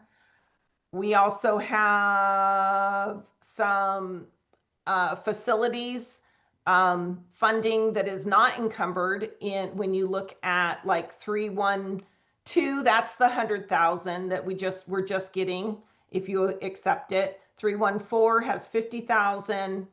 We have about 118,000 in 31701. Those are all capital projects that we can do. We can help pay for some of these out of that. Right. Yeah. So and I know you had already shared just earlier that you and Miranda would need to visit further, but do you feel that tonight we can make some of these decisions? Yes. Okay, very good. Then we'll, as we get to those items, we'll have those conversations. Okay. All right. Cool. Thank you. Thank you, ma'am. You're welcome. Thank you, guys. I move to accept payroll and bills. Motion been made and seconded to accept payroll and bills. All those in favor? Aye. All those opposed? All right. Budget adjustment request? Yes, I just have one, but I do want to talk about the Go Bond agreement first. I can't do a budget adjustment request until the board accepts this and we sign off on it. So it is another $5,522, and it's strictly for library, audiovisual upgrades and resources. So we have that one.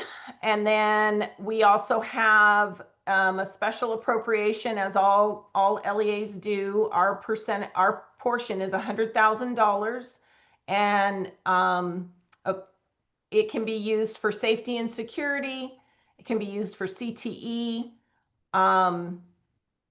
and it's $100,000, and that is the bar 0004-I, which is an increase because we already have a small amount of money in this fund, this 31200. That's why it's an increase.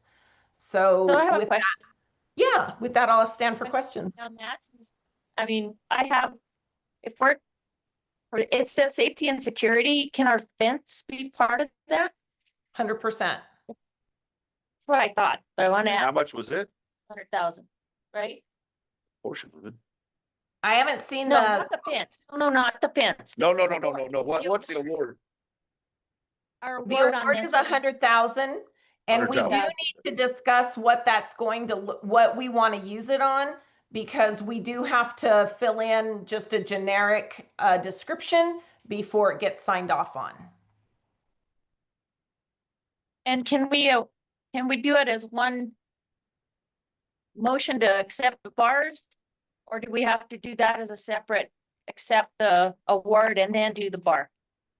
Two separate action items. You can do them together, because it's the coordinating bar, coinciding bar that goes with the award. Signs. Well, I did ask Nick to help with a verbiage on that, so whenever you guys have what you want to do, that way it's outlined in proper verbiage. Okay. And then he said he would gladly help, and then I'll have it. Sign it. Because we have till November 28th, right? So I think we need to see if you can send us the deal from the fence guy. Did he send it to you? Yes, it's about $388,000. And Oculens, I had Oculens. That was more than that. $388,875,000. And we do have our Oculens guys on here as well. Good afternoon, everyone. Hi there, how are you? Doing good. I can share the quotes as well as go over the scope associated with it. I wanted to cover everything that's included and really what the project was, because it's more than just the geofence that we're doing. And I think it would really help if I explained the different line items within the quote. Would that work for you guys? Okay. Yeah, let's wait till you're about fifth in line down there. No, you're third or fourth on the agenda, so we'll get to you in just a minute. Yes. No Thank you. problem. Thank you. Okay. So budget adjustment request? I move to approve. Second. Are you going to make your motion to approve acceptance and the bar? Yeah, well, Vic said we could just do them, just like, once Yeah. they're done. Motion been made and seconded to approve the budget adjustment request. All those in favor? Aye. All those opposed? Passed. All right, where do the principals report? Principal / superintendent / Director. sped. Those were some pretty good numbers. Yeah, we did lose a family of 4 and a family of 2, so that impacted our numbers. And I don't know if you guys have any questions. I do want to add on this that I spoke with David with CES, and he's requesting that after we have our November 19th strategic planning meeting, that you guys also schedule or find a time to be able to meet with him. He said it would take about 4 to 5 hours to go through, work through vision, mission, core values, 3 to 5 goals. And that would be the after strategic planning. So that strategic planning meeting is November 19th, right? Yes. 19th. That's next Tuesday. When? Yes. Or Wednesday, I think. Wednesday. Wednesday, and yeah, letters will go out Tuesday. tomorrow, because I spoke with David with CES to make sure all the verbiage was still correct on the initial letter that got sent out. Just so everybody's aware of that. Okay. And I did, so in there I had talked about also, I requested support from the Mexico Historic Preservation Division. I did get a response back today. And so they kind of gave me an outline of what I need to do in regards to removing the rock building from the historic building. I would like your all's assistance with writing that proposal and providing supporting documentation. You know, just because you guys have more experience with the cost of what everything has looked like previously. And that way I can get sent over to them for removal. And then with the PSFA, that application was submitted, and then, like I mentioned earlier, we did get a letter, an email from them saying that the letter was received. I'm sorry, and what are you wanting to get help from us from on writing the historic? The rock building, getting it off the historical. As far as just to make sure I understand what you need from us. Just assistance with like documentation and basically reasoning as to why we want to take it. Oh, gotcha. The Okay. registry. I have to write a proposal to them. And so I think with you guys having previous experience with like the cost of how much everything costs, I would appreciate it. Barbara, you good with that? I'm sitting here thinking, going, oh my God. That was such a long time ago. Do they have anything when we put it on the registry? Do you know? I can ask if what they What have year on was? record. I just know we were not able to do anything to that building. They replaced the windows and it was, you know, the cost of renovating it was a lot less than if we had not put it on the historical registry. Let me put it that way, okay? But as far as we know. Funding, did they get funding? We didn't have funding for the historical piece. We had funding, and I don't remember if it was all capital outlay monies, which is 3100 funds way back when. I'm pretty sure it was. I don't think it was all the mill levy. It was all bond. It wasn't. If I remember correctly, God, I've slept since then, you guys. I just remember we weren't able to do a lot of things, like when we turned it into a cafeteria and made those 2 classrooms. And then the Tony's classroom, or the 3 classrooms, I should say, and renovated, made the bathrooms ADA compliant and all that.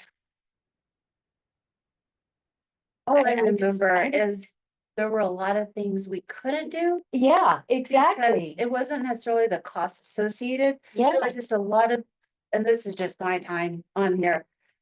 Travis chair, well, we can't do that because of this, or we can't do that because of that, but we could maybe do this. And so that was what we always ran into. right. It wasn't a matter of the cost, it was a matter of we What we can't. could and couldn't touch.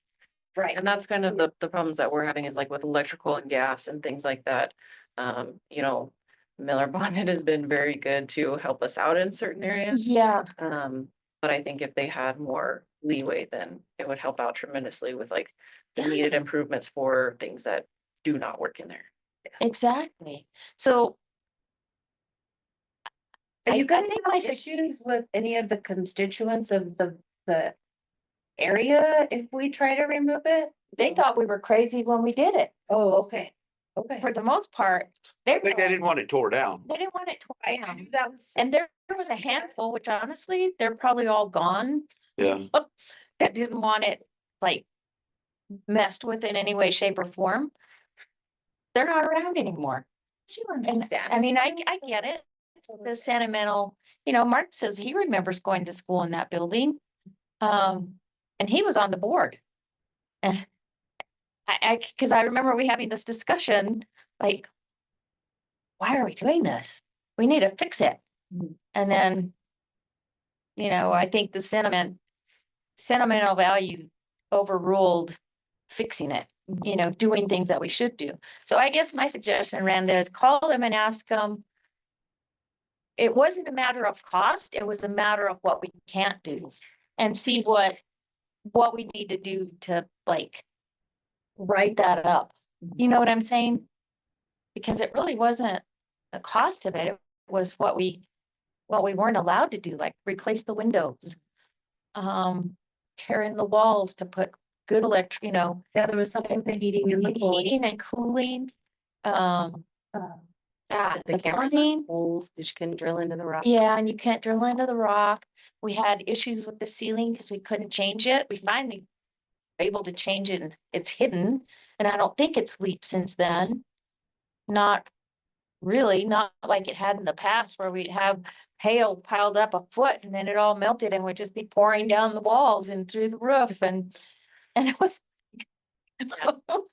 We just throw up our hands and go, God, why can't we do something? I think the big thing, just going through, like when we're walking through the kitchen to upgrade and repair the kitchen, like we're very limited. You know, to be able to run gas lines and electrical lines. Well, and panels full, like. We've given you an answer.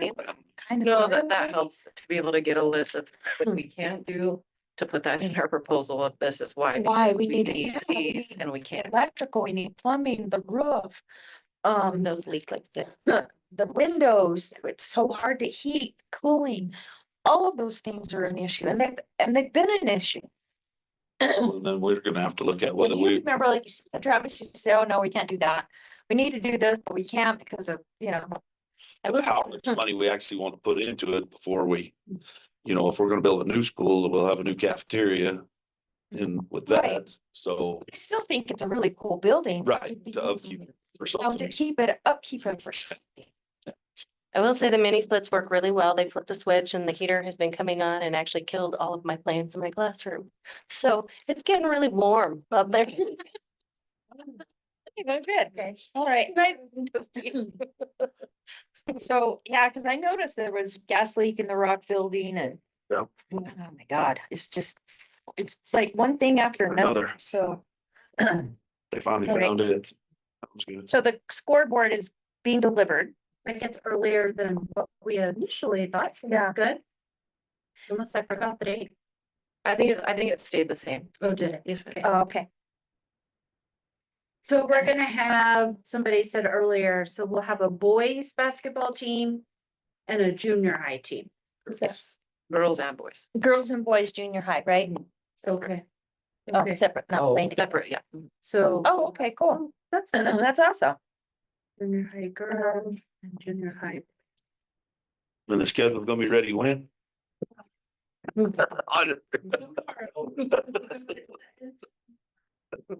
Oh, I bet that's a pain. Yeah, I in the- was noticing. Okay. No, there'll be more. Right. All right, anything else, Miranda? No, this was good, Brenda. This was, Does it this look was, okay, or do you? yeah, Yeah. no, this was awesome. No. I was like, yippee. So. Yeah, you. All right, and the director's report was pretty short and sweet too. Yeah, well, I wasn't here a lot. Yeah. There was a lot, but, we do have our nursery license, with that. I think wheels are turning for expansion and future planting by our third grade teacher. Uh-oh. But their amaryllis bulbs are planted and that is underway. Kathy's working on her food handlers card for their project-based learning. So we have both of those, are underway. Amy's is taking a little bit longer to get a hold of the historian, but I think we've got that lined up too. Oh, good. That's great. Yeah. I forgot one thing, Brenda, you said you expected a third quote by November 12th. If you ever get it on the teacher, just. No, I haven't got it. I spoke to the guy, yesterday and he said, so they work with another company to remove the asbestos. And he, apparently on the report, it said chalk. And so the guy was a little confused on where the asbestos was at. So he was just waiting for that guy to be able to send us a quote. But he said that he didn't think that it would be over 60K, which I was very surprised about. Thanks. I'm sorry. Amanda, I just, like, before we move too far on. Okay. Brandon and I have been discussing about when to take those high school teachers to Roscoe. That got a little bit on hold because they are changing directors of CEN. Rachel left them and is going to a different location, so they're working on directors, so that they want to make sure that they've got everything lined up for us. So that's what put that on hold a little bit. We're piloting some new math curriculum before we adopt for next school year, trying some different things out, which obviously doesn't always make parents and students super happy, but they seem to be learning, and Mrs. Pounds is working very hard to make sure they're understanding and meeting those Good. standards. And then I just got back from an ag mechanics professional development, so that I knew the skills that those kids are supposed to be learning and that we're covering the right topics. So I can successfully wire switches, although I'm not licensed, so I can't put them in school.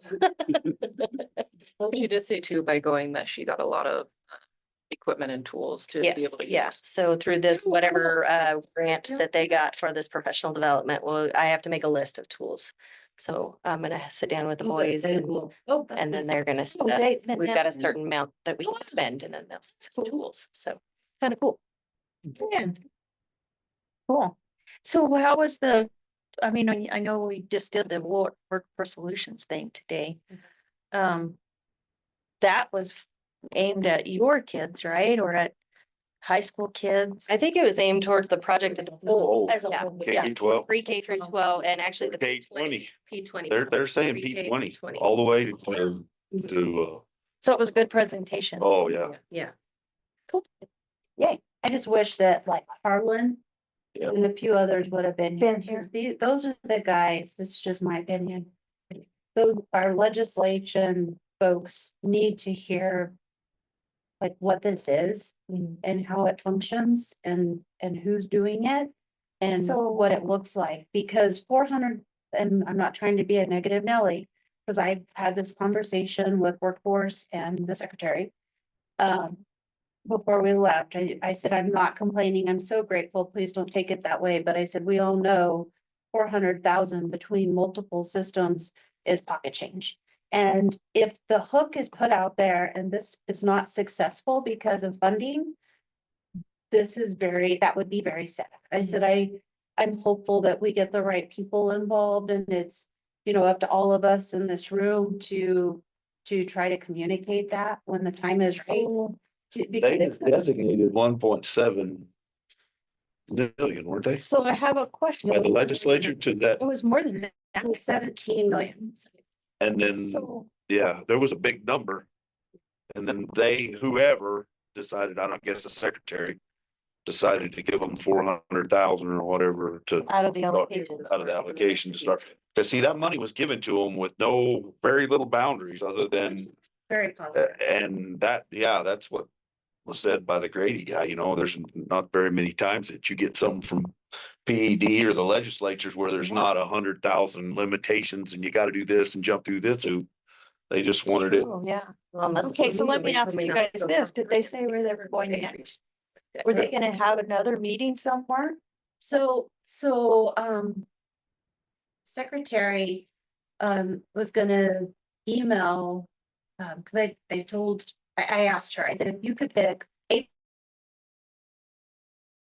person or a group, who do we need to be targeting to make this thing successful based on allocations? And she was throwing out acronyms at me and LAC? LFC. Legislative Finance Committee? No, No. the education, I think. It's the education. It's the education LEC, arm. LEC, Oh, yeah. Okay. Yeah. And she said two names. Y'all probably recognize them. I should have written them down, but she wants to have another meeting. She's gonna be emailing you, Rhonda. I didn't have a business card, which it needs to come to you anyway. So you might, if you don't hear from them in several weeks, reach out to whomever you have in your system to see maybe her specifically, and I've forgotten the workforce solution little gal that has the long brown hair. Stacy. And so those were the two ladies that I was visiting with before I left. And so yeah, she's worried about that also.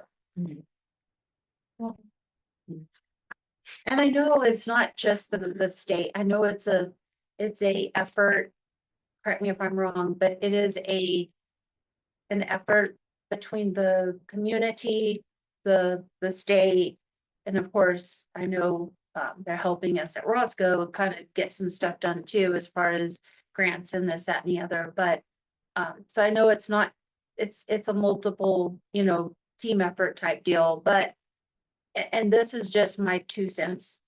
I think that, because I've been thinking about this ever since this, how would Corona, it's gonna be a reach, I get it. But with the when people leaving, we're gonna have some things go dormant. We know that. Unfortunately, that have been thriving. And I hope I'm wrong and I don't wanna offend anyone that has the business, but the laundromat might be something that isn't used as often once all those folks leave. Yeah. Who knows what's gonna happen with our sweet little grocery store? Those are just some things that I thought of. How can the timing of us being able to have some of those facilities, if we can make that work? But I might be getting ahead of myself and then how I'm thinking, but Yeah, and that's something, especially after we got back from Roscoe, our wheels were turning about how to get like the old store back up and going, or We're using that space for something, or Yeah. using the pharmacy space for something. We've got all these wonderful historic buildings on Main Street that people love to see and want to keep going. And so how do we bring something into those spaces that keeps those? Yeah.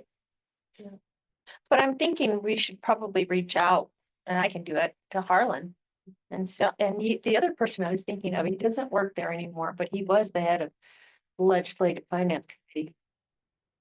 And David Abbey, he's related to Roxanne.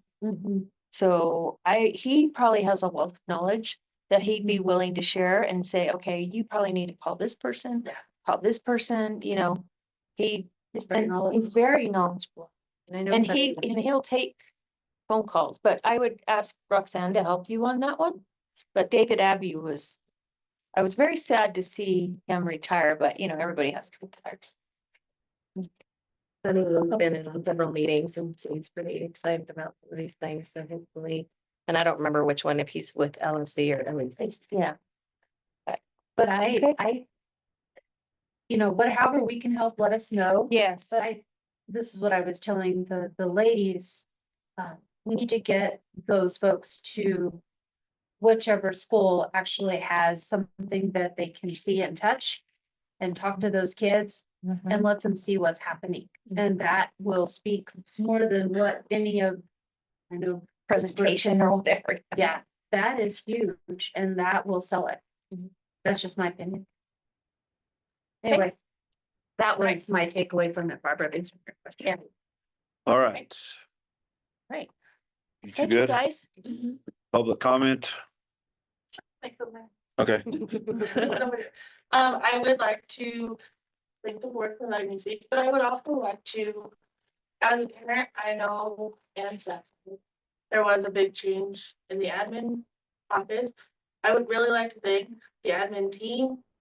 I think they have really done an amazing job taking on that big responsibility. I know Miranda did get just thrown in there, you know, she's learning, but I think she did an amazing job. I appreciate her taking this sickness that happening at school very seriously and giving our kids that time to get better and making it a priority for our children's health and safety. So I do want to thank the board for letting me speak, but I also want them to know that I think our admin team has taken this big change and done amazing things and have been keeping our school afloat like that. Just, I think she's done an amazing job. She's taken teachers' responses, you know, to heart. She's done everything she can to keep the school afloat with the change. And we'd like the board to know that I think our admin team has really stepped up and done an amazing job under the circumstances. Oh, we see it. We see it. So We see it too. Comments from the community. Yeah, thank you. Thank you for letting her take that reign and our I children. don't think she had much choice, but yes, she did. Yes, she did. So, yeah. So I think it was gonna get orders. Well, I will say, I walked, since you brought this up, and thank you for your comments. I was gonna say, when I walked in here, when I walked into the school and opened the doors, this is the first time. And I think I can say this, it actually smelled good in the school. And I'm not trying to be hateful or ugly, but I was like. It smells really good.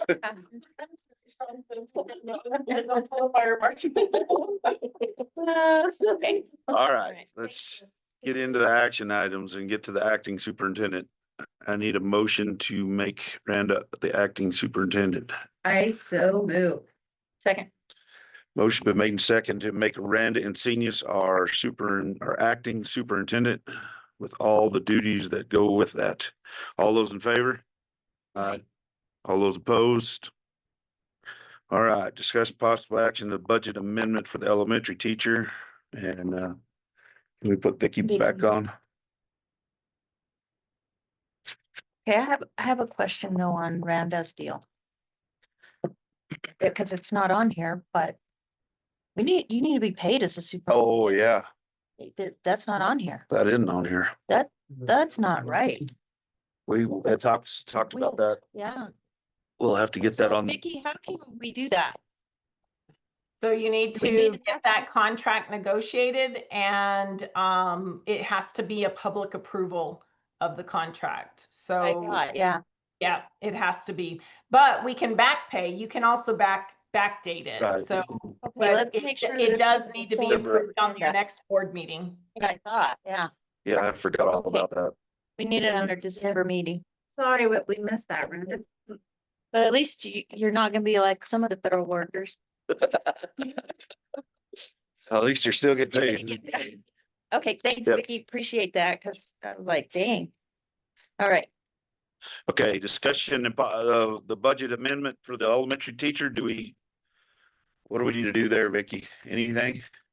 Or have we kind of Miranda, is this discussed? your request? This didn't come from me, so I need to hear it Yeah, too. so, from teachers who have requested this. They've also sent like emails to the board regarding assistance in say the position. Like in one of our elementary Oh, that teachers we were- who has, the one that I talked to you about, if there, where there's 2 grade levels combined, but with a membership of the lower level, you said that we probably wouldn't. I don't know if you remember that conversation. Yeah. Okay, So we just don't and have so- we don't have the budgeted item for it because of the membership. So that position there was not an extra position put into the budget. correct. But we can amend that, correct?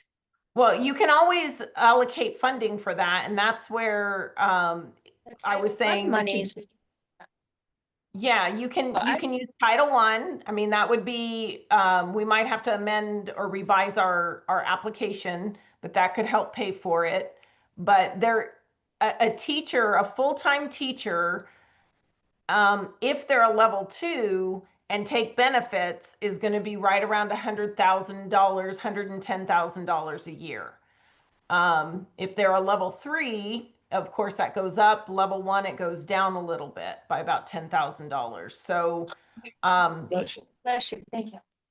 But just- we don't have to pay them for half a year. You only have a year. correct. So I move Okay. to, Okay, go ahead. wait, Okay, Go ahead. okay, because, you know, we do have a difficult time like finding people as it is, and we have been very lucky with the 3 that we have right now. My suggestion would be that we kind of do like a Montessori model and either do like pre-K through 2, grade 2, or K through 2. Kind of one of the issues that they're having with kindergarten is that they weren't ready for kindergarten. That was kind of the issue. And so if we did like a pre-K through 2, that would allow 3 certified teachers and an EA to work with those students. So if you have higher leveled students, they're not necessarily placed like in grade level because Right. a few of your second grade students are lower leveled, you know, quite a few of your first grade are higher level. So they would be rotating throughout those 3 teachers based level. on their levels type of thing. I have talked to the teachers about it. They are pretty receptive to that just because they kind of are struggling. Even, you know, there's only 4 in second grade. Still, you have so many that are low and so many that are high, some that are, you know, on grade level. And so even that's pretty hard to teach. So if they could be placed on levels with designated teachers, that would be at least a little bit more easier to manipulate. So then that means we need what? We need another teacher or we need an EA? No, we have, so we have a pre-K teacher, we have a first, second grade teacher, I mean, a kinder 1 teacher and a second grade teacher, and then we already have an EA in there. So you just want to change the way they, Kind of like the format. the model.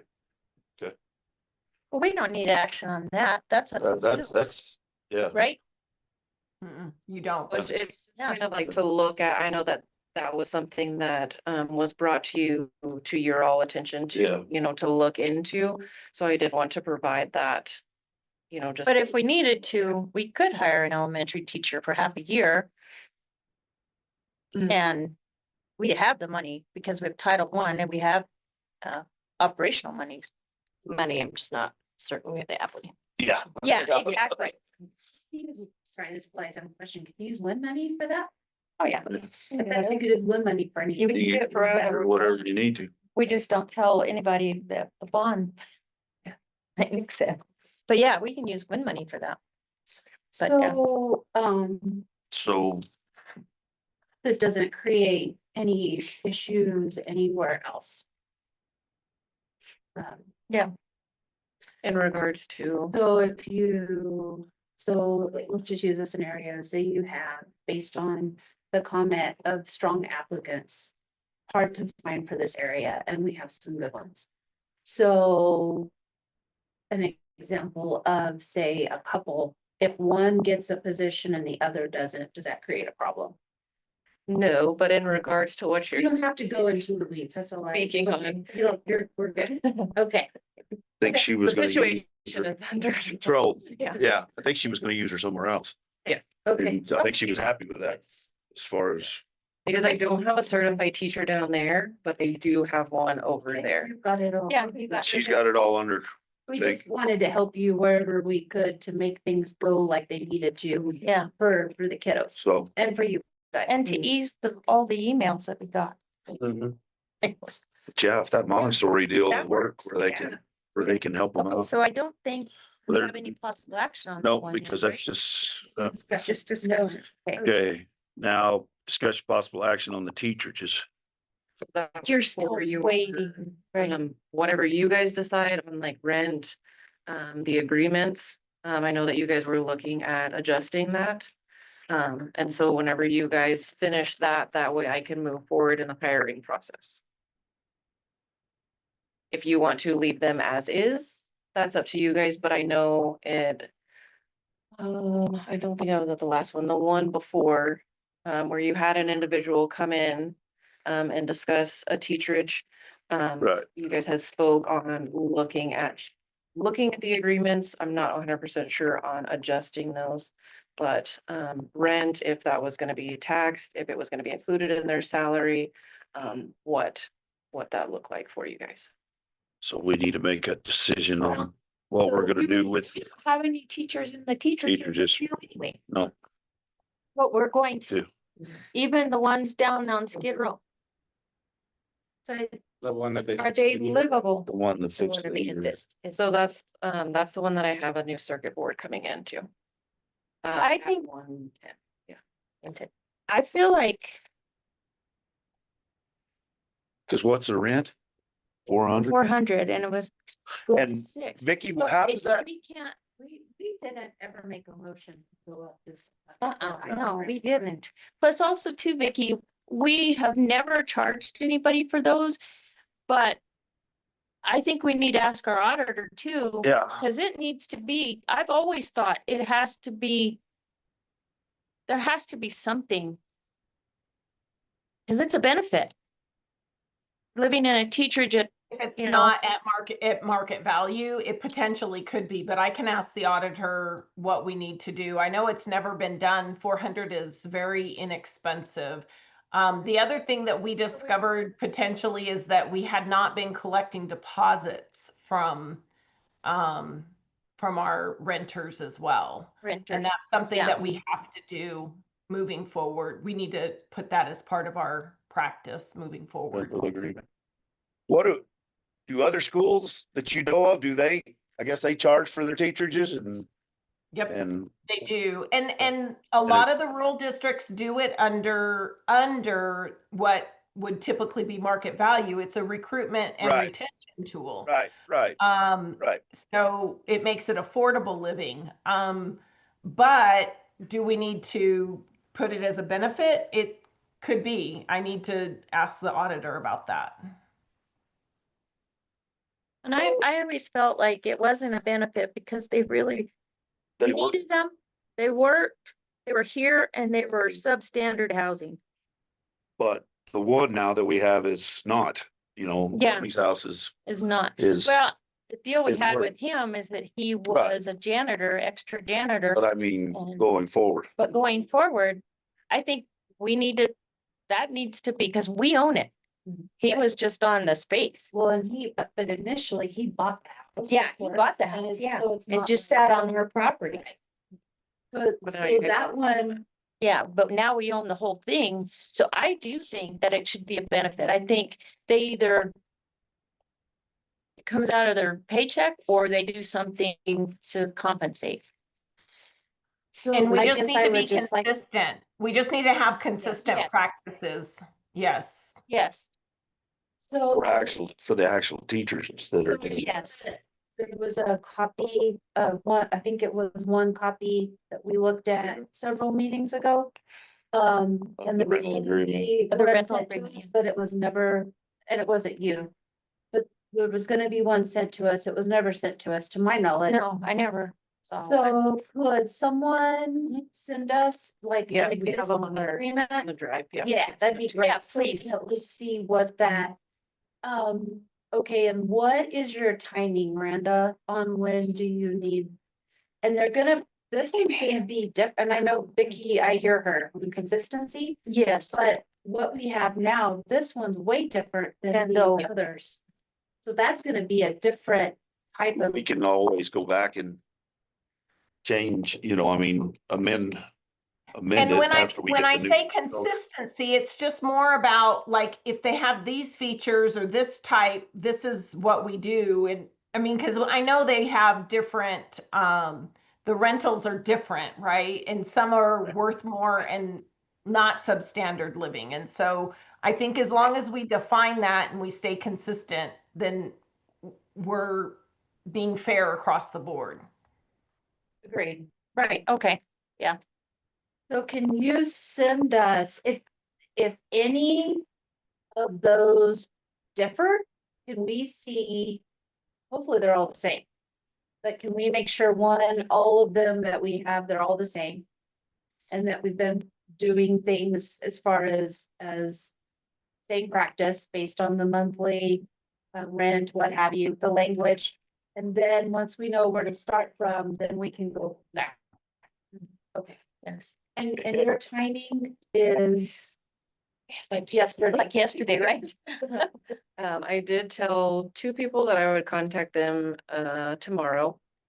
And so they kind of have until December 1st is kind of what they're looking at. And then the other one is like January 1st. okay, so, and you're needing to contact them to tell them yay or nay, or how it's gonna work.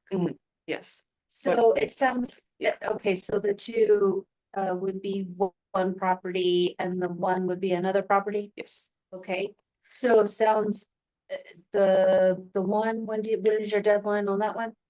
The one, and that one would be Down there. January, like the 1st of January. So it sounds like we need to get this one done first. And it will be a little bit different, maybe not the in the weeds language. I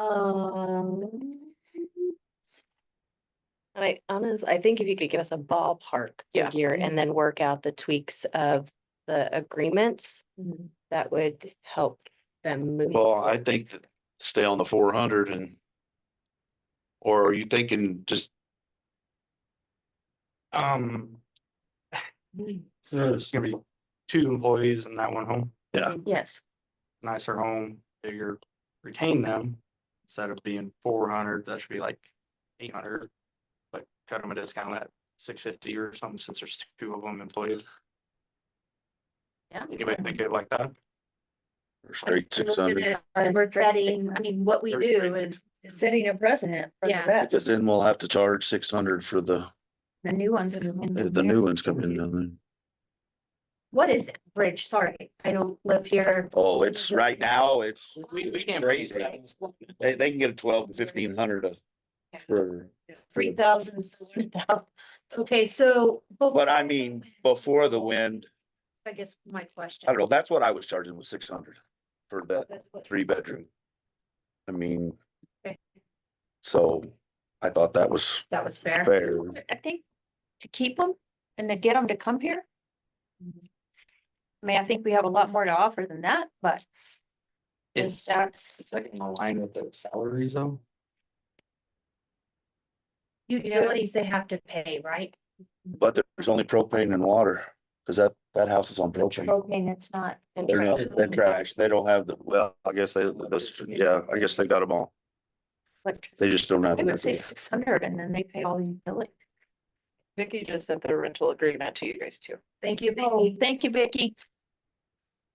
Okay, so how does the board feel about this? So what if we say 600, this could possibly change a little bit, but in the first 12 months.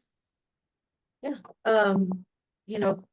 For right now, it will be 6. Now, the thing Vicky has to look into is, and I'm sure, that's up to you guys. I'm good and you guys handling it and going with it, whether it's a fringe or whether we handle it some other way. That's up to you guys and however Vicky recommends that we handle it. If the rest of the board agrees with that, if you guys are good, I'm good with 600 for just as long as the individuals know that it could possibly change after 12 months, depending on where the market is and everything, all the other variables. So like I said, I don't know what I don't. it makes, so, I mean. Well, like you heard her say, level 2 is gonna start at 100.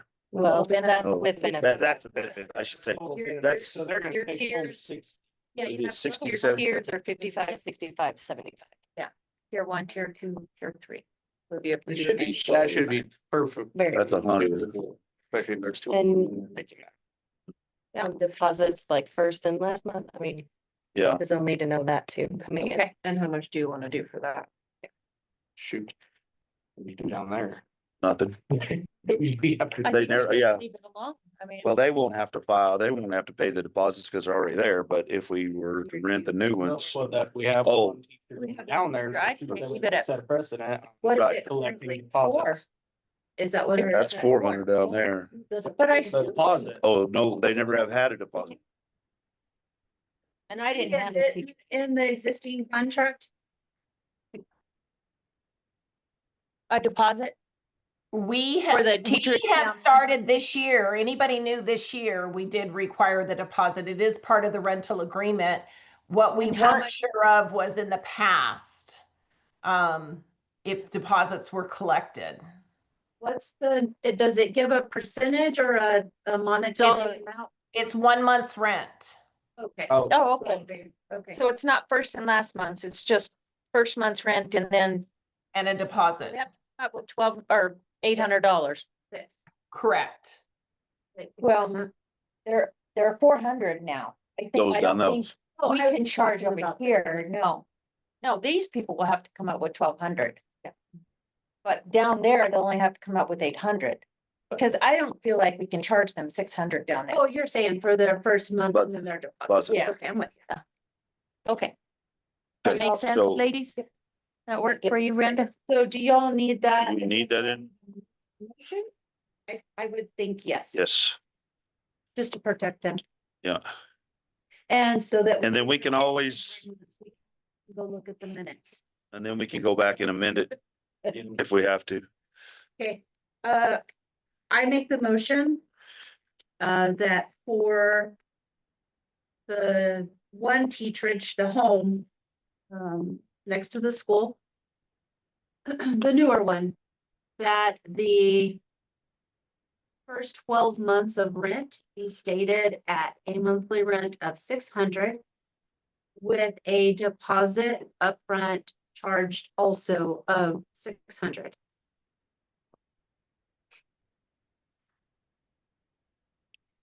And then, And then the other teacherages, remain at 400 with a deposit, a monthly rent of 400, with the possibility of change, with the 1 month deposit on new, tenants of 400. Plus utility. second, Nice. motion been made and seconded on the teacherages to make the Johnson House 600 with a 600 dollar deposit. The old teacherages to be 400 with a $400 deposit. All those in favor? Okay. All those opposed? Okay, that gets you some Guidance there. guidance, Thank you. so. All right, I guess you probably already know this, folks, but just make sure they also know they're responsible for the utilities. I don't remember the way that reads in the agreement. Okay, perfect. Thank you, guys. okay, Mr. Oculin, who do we have today? Yeah, it's Hunter Waters. I was at the board meeting. Oh, there you are. Yes, last sir. time. Recognize Yep. you. Awesome. Okay. Good to see you guys all again.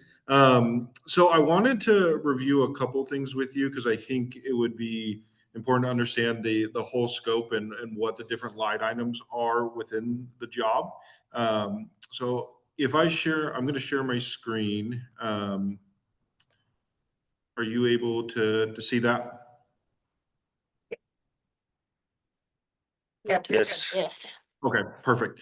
So there's a couple aspects to this project that I want to clarify. The first aspect is covering the additional blind spots that are on the campus currently. And so I have a couple of slides to show you on the map side, and then I'll go through the options for the alarm license. On this one, at the front of the school, we'd be adding a multi-sensor on a pole, as well as one of our pan tilt zoom cameras to really watch this main street that you get a lot of traffic on, and to get clear visibility going down both of the lanes. This camera can also be triggered by the additional cameras that you already have on campus as a context. So if someone were to walk by this camera, for example, and cross a line, this one will zoom in on them and follow them for a distance to get a clear picture of what's happening, regardless of where they move around campus. The other section is addressing the blind spots that are actually on the campus and behind it. So there's a major blind spot in between the two buildings, the exterior hallway by the main building, as well as the one that I think is one of the most important ones is a blind spot by the parking lot and down the alleyway between the building and the basketball court. And then also being able to cover the portable building that might be removed. And essentially this allows us to encompass all of the exterior lines where a gate could be, or the fence, the virtual fencing that we're talking about as well. Now, the second part of this project is fixing the access control intercoms that we have deployed right now. So this would be removing the third-party intercoms and replacing them with Verkada that has a camera associated with it. So you can actually see who's buzzing in and then deciding whether or not to unlock that door. And I know we've been having major issues with the doors that were installed by another vendor. So part of that would be fixing, replacing, and restriking those electric strikes. And then the part about the alarm license that I want to discuss, the geofencing versus utilizing a physical fence. In no way, shape, or form do I think having a physical barrier is a bad thing. I think that we should look at utilizing both on top of each other.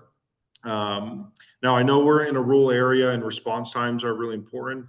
The big portion of this is that we're actually going to get notified both internally and externally to the police if there is a breach.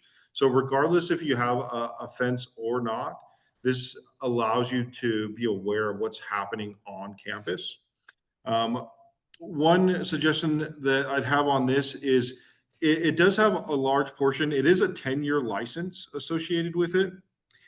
What we could potentially do is reduce the alarm license portion of the project down to a single year instead of a 10 years. Allow you guys to see the value of the system, the line crossing, if it's going to provide the school with what it needs, instead of going for the full 10 years of that, but still allowing us to do the project of filling in blind spots, fixing the access control, while bringing in the possibility use of the virtual fencing. And then we can, make a decision if a physical barrier is necessary as well. Any questions on the entire scope of the project or how we put this together? No, but what would the change in cost be going from a 10-year to 1 year? Yeah, great question. So on the 10-year license, with the discount that we were able to provide you, you're at $31,500 for the 10-year license. Going down to the single-year license, I was able to keep the cost per year the same for you. So it would only be $3,150 for the 1-year license, bringing the total for the Verkada hardware software down to $60,548.30 versus the $88,898.30. That's the fence and the cameras and everything. Yep. So this includes access control fix, which the intercoms that you're having major issues with, the blind spot, the cameras, and utilizing the virtual fence. We can get the Verkada portion, the hardware software, down to $60,500. somewhere. Now, I also want to make sure that you're aware, the GARCOM portion, the people who would be installing it locally there, they have their side of it for the actual installation. This is where Oculence comes in. I would design the system, the alarms, the triggers, make sure the intercoms are working properly on the back end. So you're really getting a two-tiered support with a ex-Verkada employee designing and maintaining the system, as well as certified installers putting it in properly across the board on the various project types.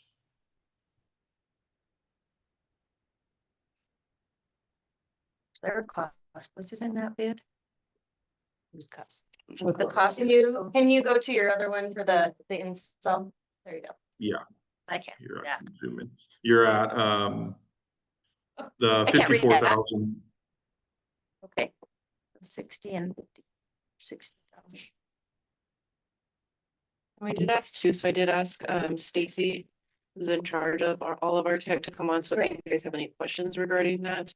And he's also the one who spoke with the individual from Silver City, yeah. And I saw that. I read that. So that was, But to kind of give his input too, because they're also going to be, so it's pretty you know, overseeing all of that. So Stacy, are you still on? I am. I would kind of like to hear what you think about this proposal, please.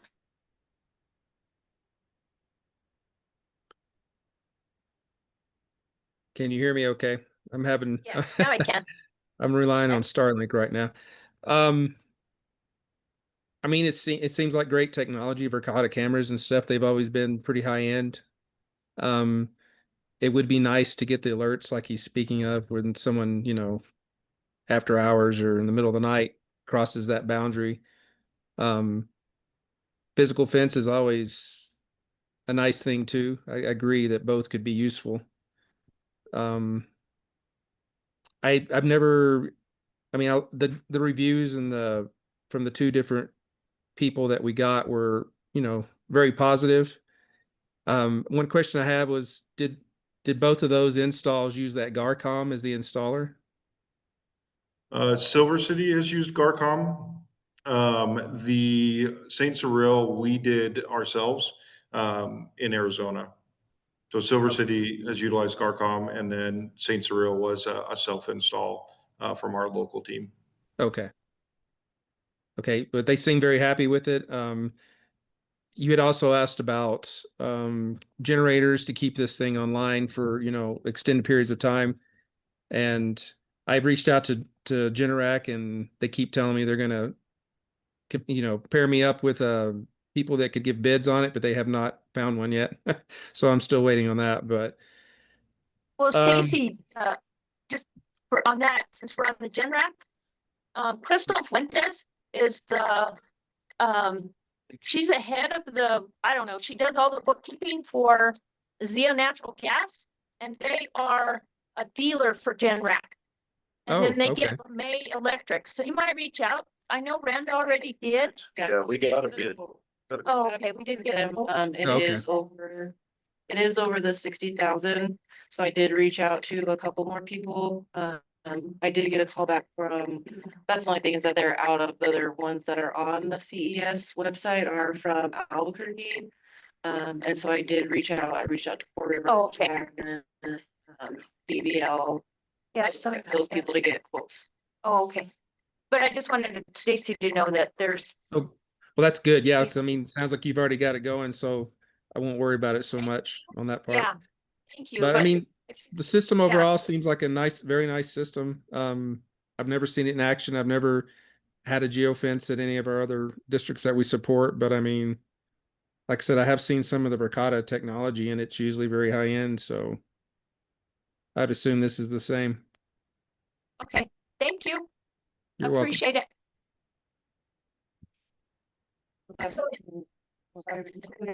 Stacy, question for you, and I'm not trying to, you know, put you on the spot.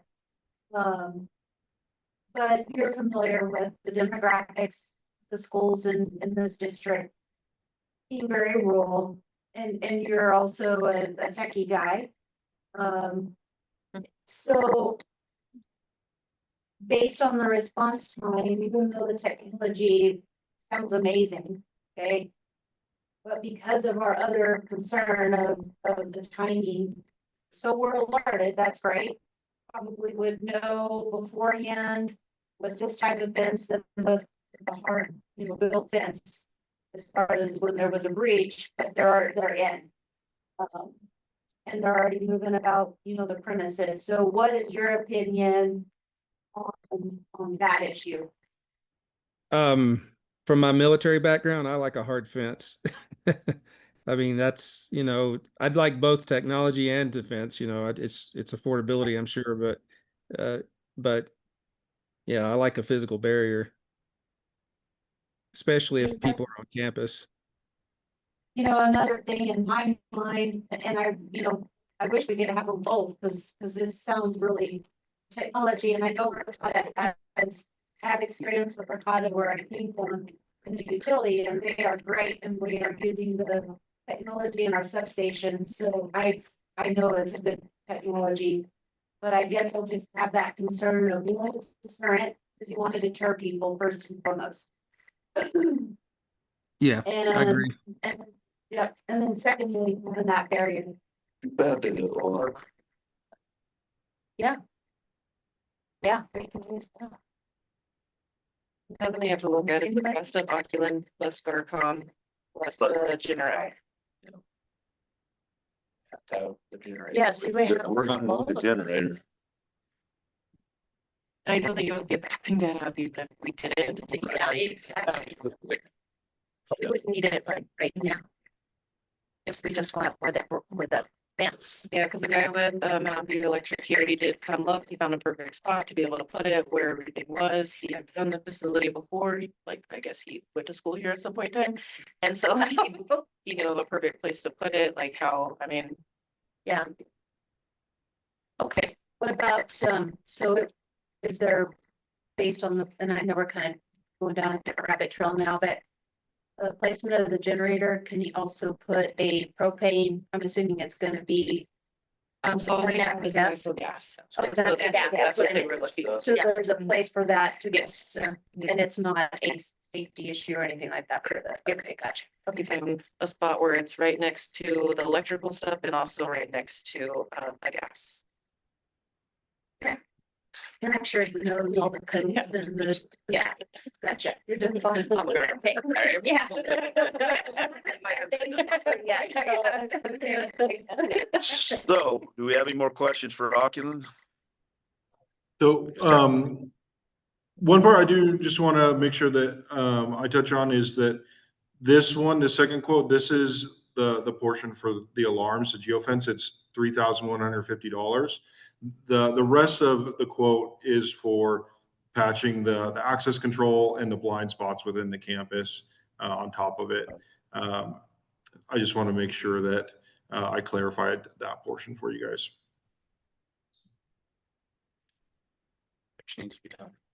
And I just want to say, if we decide not to go this route, we appreciate you all, and we know this is probably a really great technology, in my opinion, for a school that has police more readily available than what you do. That's just my opinion, and I know your technology is great, so I just want you to know that. So we've got, there's two different things on there. We need the Cameras. the cameras up there. To support the recruitment, Yeah. right? Yeah. And then added cameras because we have. so many Yeah, programs. So that's the only That's- thing that we would not do if we decide is the virtual fence. That's- But you guys would do the other. That's right? only the 3,000. That's just the 3,000.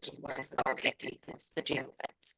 Everything else is to cover the install Oh, of those cameras. So those. It's just that geo fence. 3,000.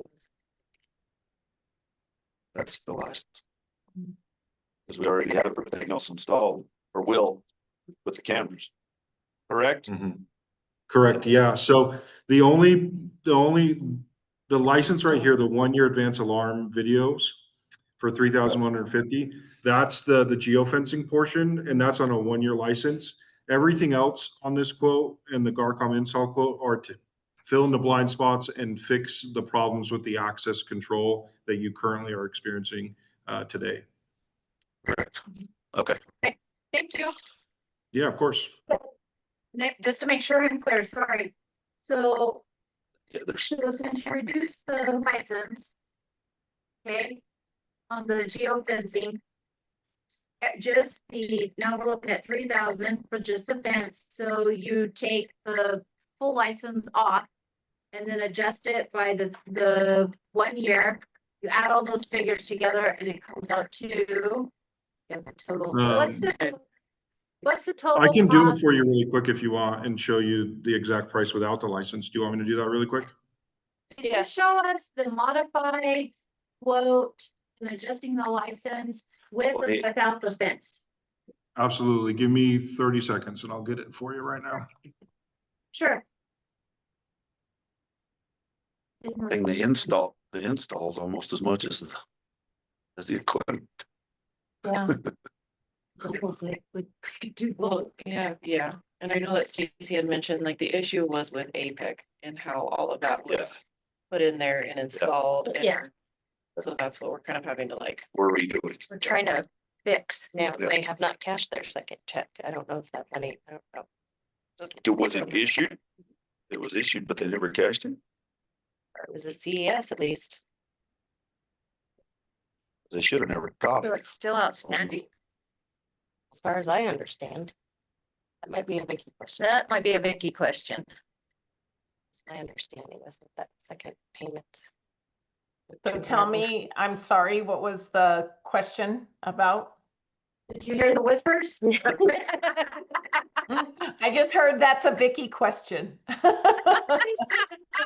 The second payment to APEC that we sent to CES. Did they cash it? Is it Did good? it? We don't have any checks outstanding for to CES. So, Okay, then they did. and we didn't owe anything. We canceled that PO. So whatever was paid last year is it. Nothing else is outstanding. Oh, that. She might be able Because I was gonna say, if it was still outstanding, we need to stop payment on it.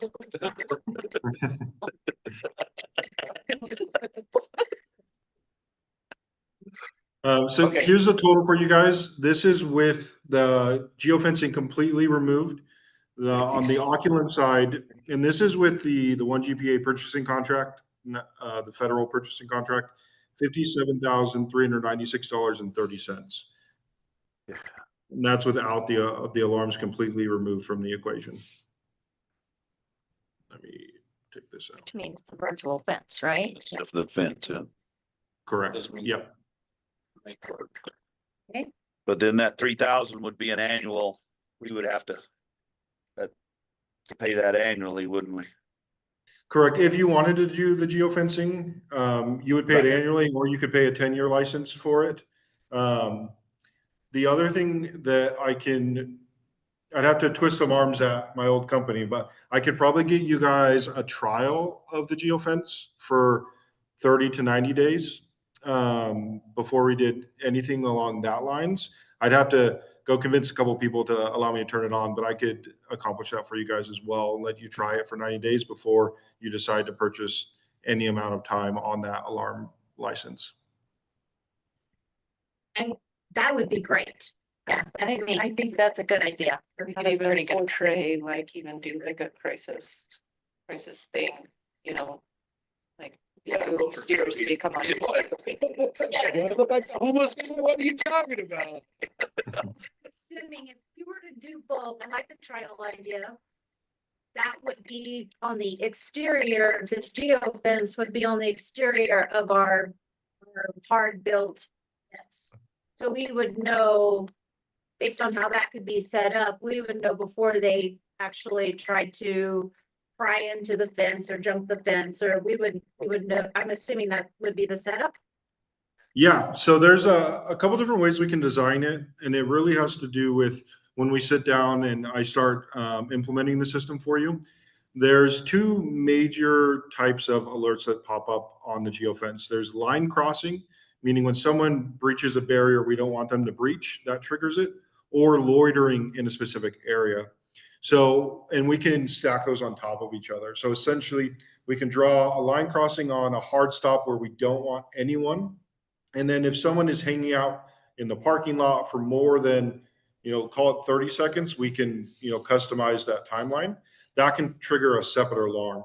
And so a big portion of designing systems like that is making sure you have coverage along all the areas where people could potentially cross the line or hang out. And so let's say, for example, someone is hanging out down this street for more than, let's say, 3 minutes. That might be a trigger depending on your current situation. Or if they cross this line over here by the basketball court after 6 p.m., that's a trigger. And it can alert internal staff via text message, email, or push notification.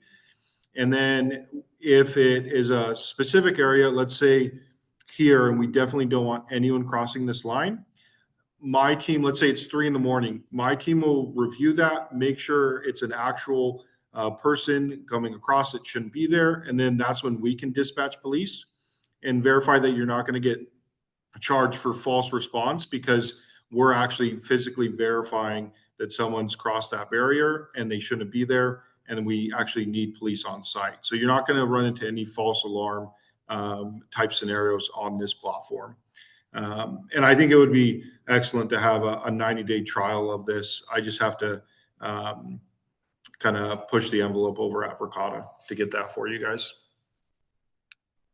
The only place where you're not gonna have a really wide is right here along that teacher parking lot, because that physical fence has to go between the sidewalk and that retaining wall. And so Right you're here. already on a city sidewalk. You can't have a large, Where was it, Amanda? I'm sorry. by the teacher parking lot and the upper lot.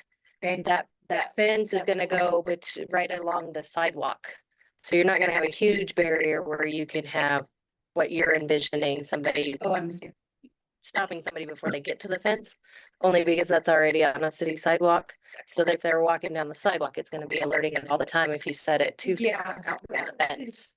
If that makes, But if somebody starts banging on or Right. starts trying to get Yeah. into the fence, it's gonna Right. go off. you're right. Cause you'd probably have Mm-hmm. to sit right on top of the fence or just inside a little bit and.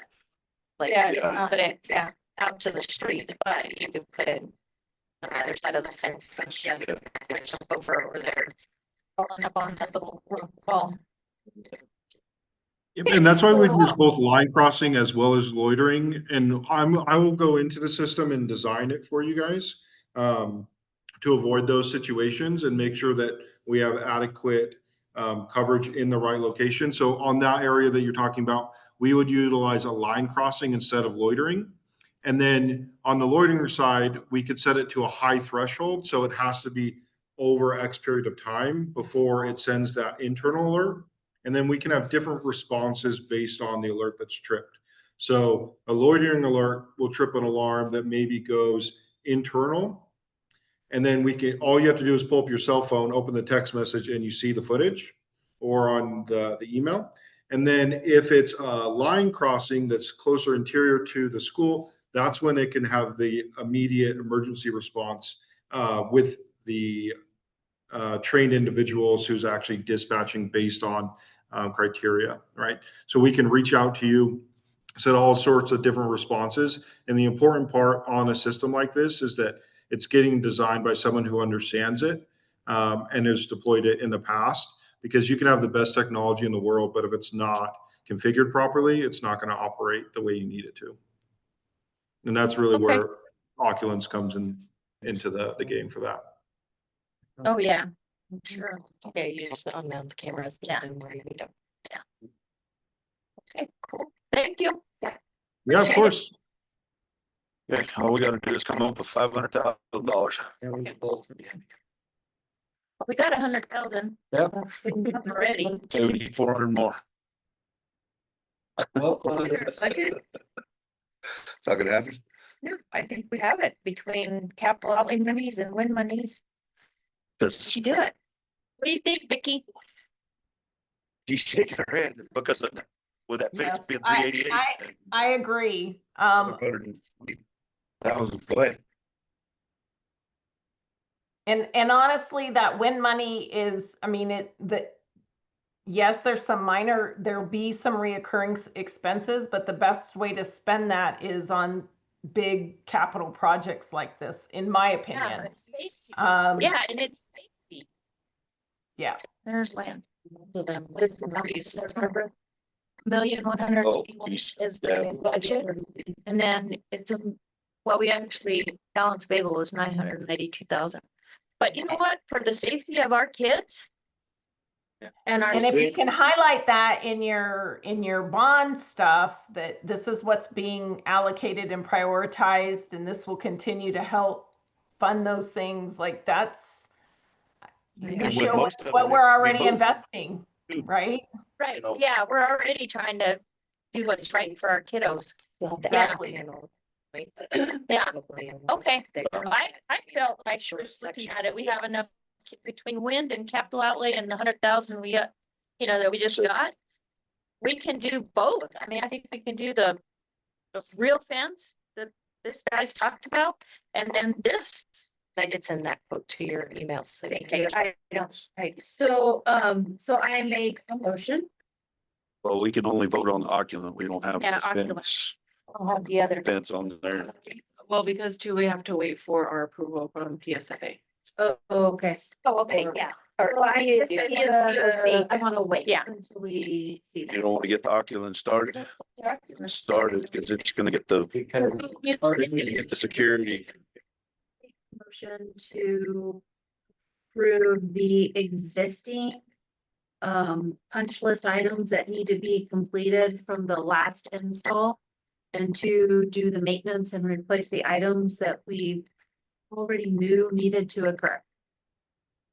But my motion does not include the new the geo wall or any new items that weren't already existing with our security system. I'd like to do that as a full, that's me, as a full package. So all you're deleting is the fence. That you know, No, that and no new cameras. yeah.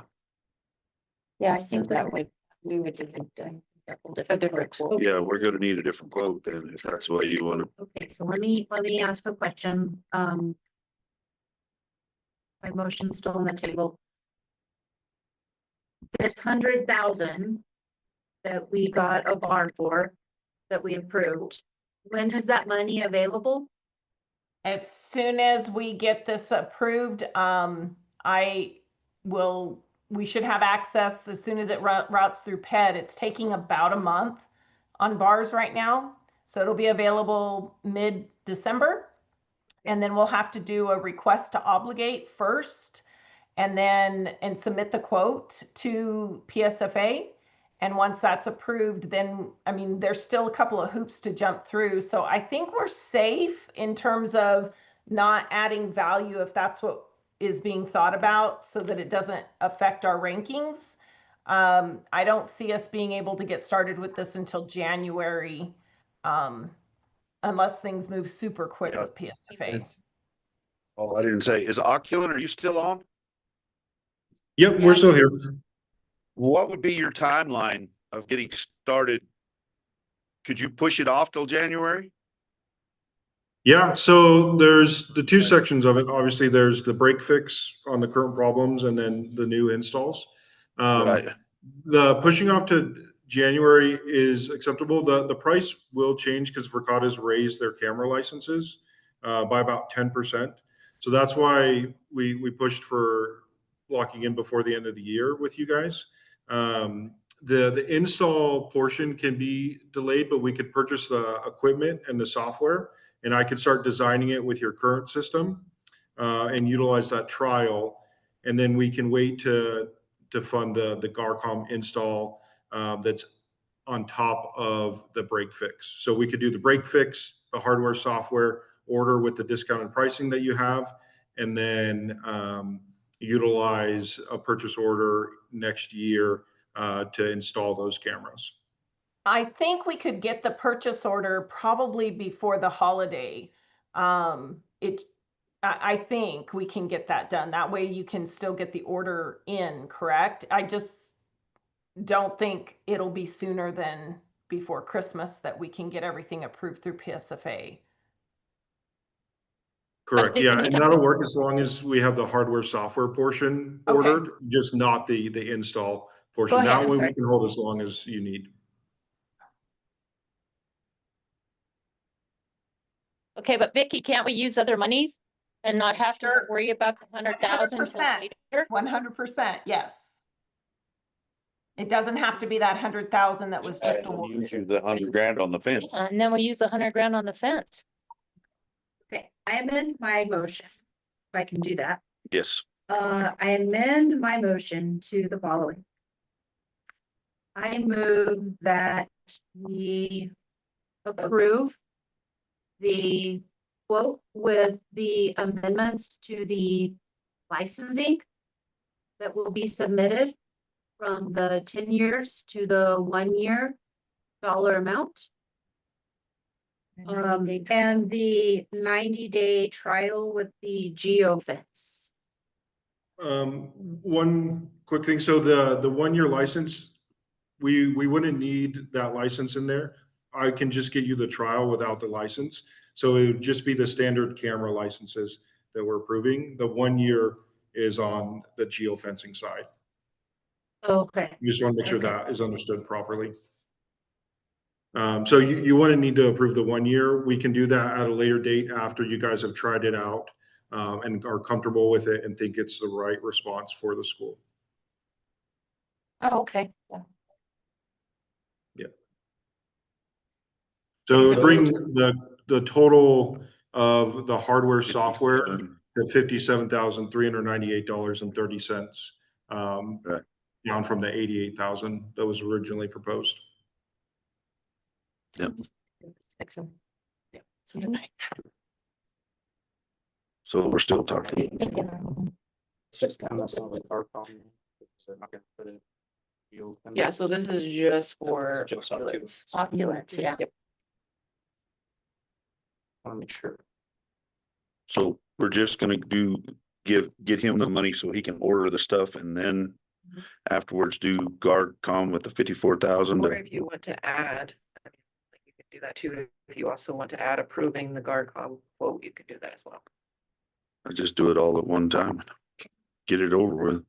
So you can approve the quote for $57,398.30.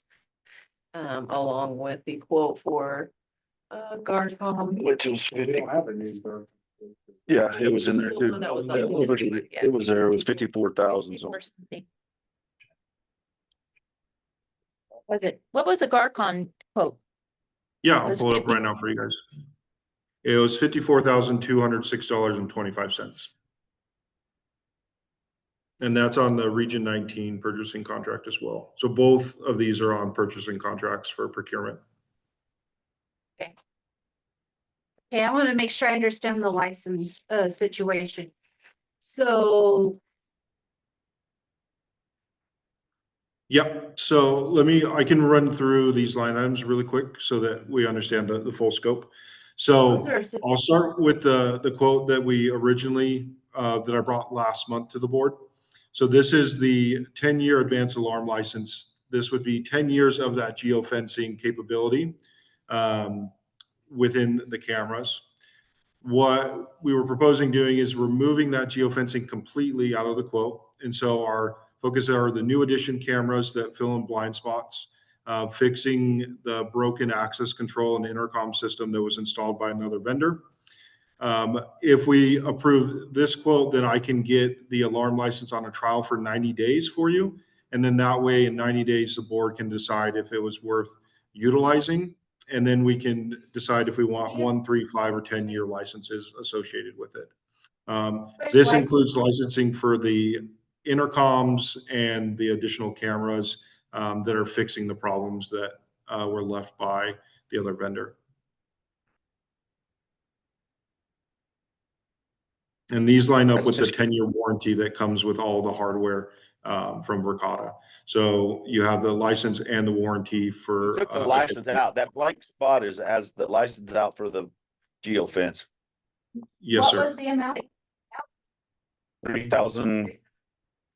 So for a 1-year license, it was 3,150. For a 10-year license, it was 31,500.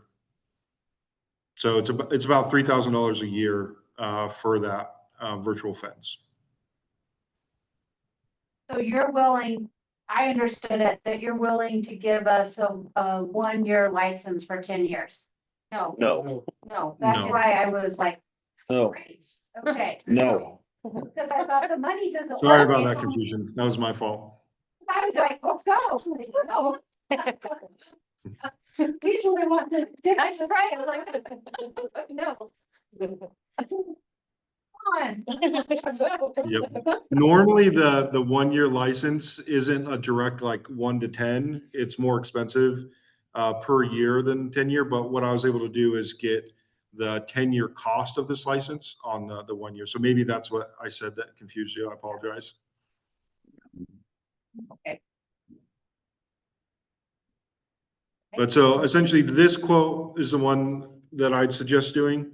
It keeps the cost before the price increase from Verkada, which ends at the end of this month. And it goes up by roughly 10 to 15% on the hardware and software. This would fix the issues on the access control, fill the blind spots, and then I'll get a trial approved for you guys to test out the fence, and that way you can make decisions based on real life experience on that portion that's a little controversial. Yes, sir. So basically, we're Close to 100,000 when we get done, it's over. So over, it's on 111. 121, 111. Well, Yeah. 57. And 54? At 54,206. Okay, put 121. So it's basically 111,600. Yep. And that comes with the 10-year warranty on the hardware, software, the certified techs coming out, as well as me designing the system and making sure training users, making sure everyone's comfortable and that you're fully utilizing Verkada versus what I was explained by Curtis last time I was there, that they just put the system up and they hand it over. I'm going to train users, set it up properly, make sure you guys are fully using this advanced system, because again, it's only as good as how it's being utilized. Okay. Okay, so I amend my motion that we accept the quote as amended. And do the maintenance improvements and install the new cameras with the 90-day demo of the geofence. What's the word? Yeah, she said install. Yeah, she said install. Motion has been made and seconded to accept Oculin's bid to install and fix the broken stuff. Yeah, install and fix all the broken stuff. So all those in favor? Aye. Aye. All those opposed? Okay. All right. Thank you, sir. Understand it better now. Well, you muted yourself. Thanks, everyone. We'll be in contact soon. I'll reach out to Rhonda. Let me know if you have any questions in the meantime, and I'll reach out to Okay. you tomorrow. Thanks, Thank everyone. you. Okay. Okay, Vicky, now you gotta figure out how to pay for it. Wind. Yeah. Okay, let's get going. All right, this discussion possible action of the safety for a school bus stop. Yeah. We didn't know we were having problems out there so. Yeah, it's been a problem for a long time. Actually, I think, I don't know if Karen ever said anything about it. No, but Karen said she had the timing right, so. she got in between them. That's what she told Dan, but sometimes you would go further down to that lay down yard that they had and turn And around. turn around and come back. And come back. The problem is in the afternoons, absolutely, and if it's muddy, or crossing the lane with kids on the bus as they're still passing her up in the northbound lane. Yeah. So I don't know what to do. Sound like. But I did look at it. I did look at it Thursday and there's only one, there's the one school bus stop on this end. I mean, which doesn't make any difference. They're not gonna pay attention to those signs anyway. There's not one on the Yeah. eastbound, Yeah. on the eastbound lane. There's not one. Well, I did ask Pattern. I talked to one of the main guys. He works for Pattern. His name is Dave Rogers, and he was gonna have a pretty good discussion with the people who are tied to the project. The problem is there's other construction Yeah. that he has no say. But he said, if you will get licenses, if you can, pictures, we might have to get you know, I mean, I don't know, like a dash cam. Yeah, I think we might have to think about that, Right. a dash cam. I don't think they're very expensive. I don't think they're very expensive. I think we can think about doing that, getting a dash cam. And he said if they are Do you, employees, they would be, I mean, that would be something to do you just have your blinkers or do you have the, the arm, the, So, okay, about that. I felt so nervous about making, because what I had to do, just to avoid hitting any parents that are parked over here, also trying to avoid that muddy spot, right? which gets really crazy. You have to pull over to the right like this, so that you can swing around wide enough. If that makes sense. And it's at that point when I'm like this, that people start just trying trying to pass. pass me, and I'm like, okay, so what I did initially was I put my four ways on so that they would Stop. be aware, like, okay, no, I can't be passing her right now. There's no other, No, but Karen tells me that that is illegal. You may not put your four ways on unless you are like stopping in a roadway to pick up children. That's the signal to let people know I am stopping right like now, and I'm picking up children right here, And you're not getting off the road. not off the road. okay, let me ask you a question. Is there, can you talk to your parents and have them leave you enough room to just pull in there, unload the kids, let them leave, and then you back up, turn around? Like put them in between the highway and the fence.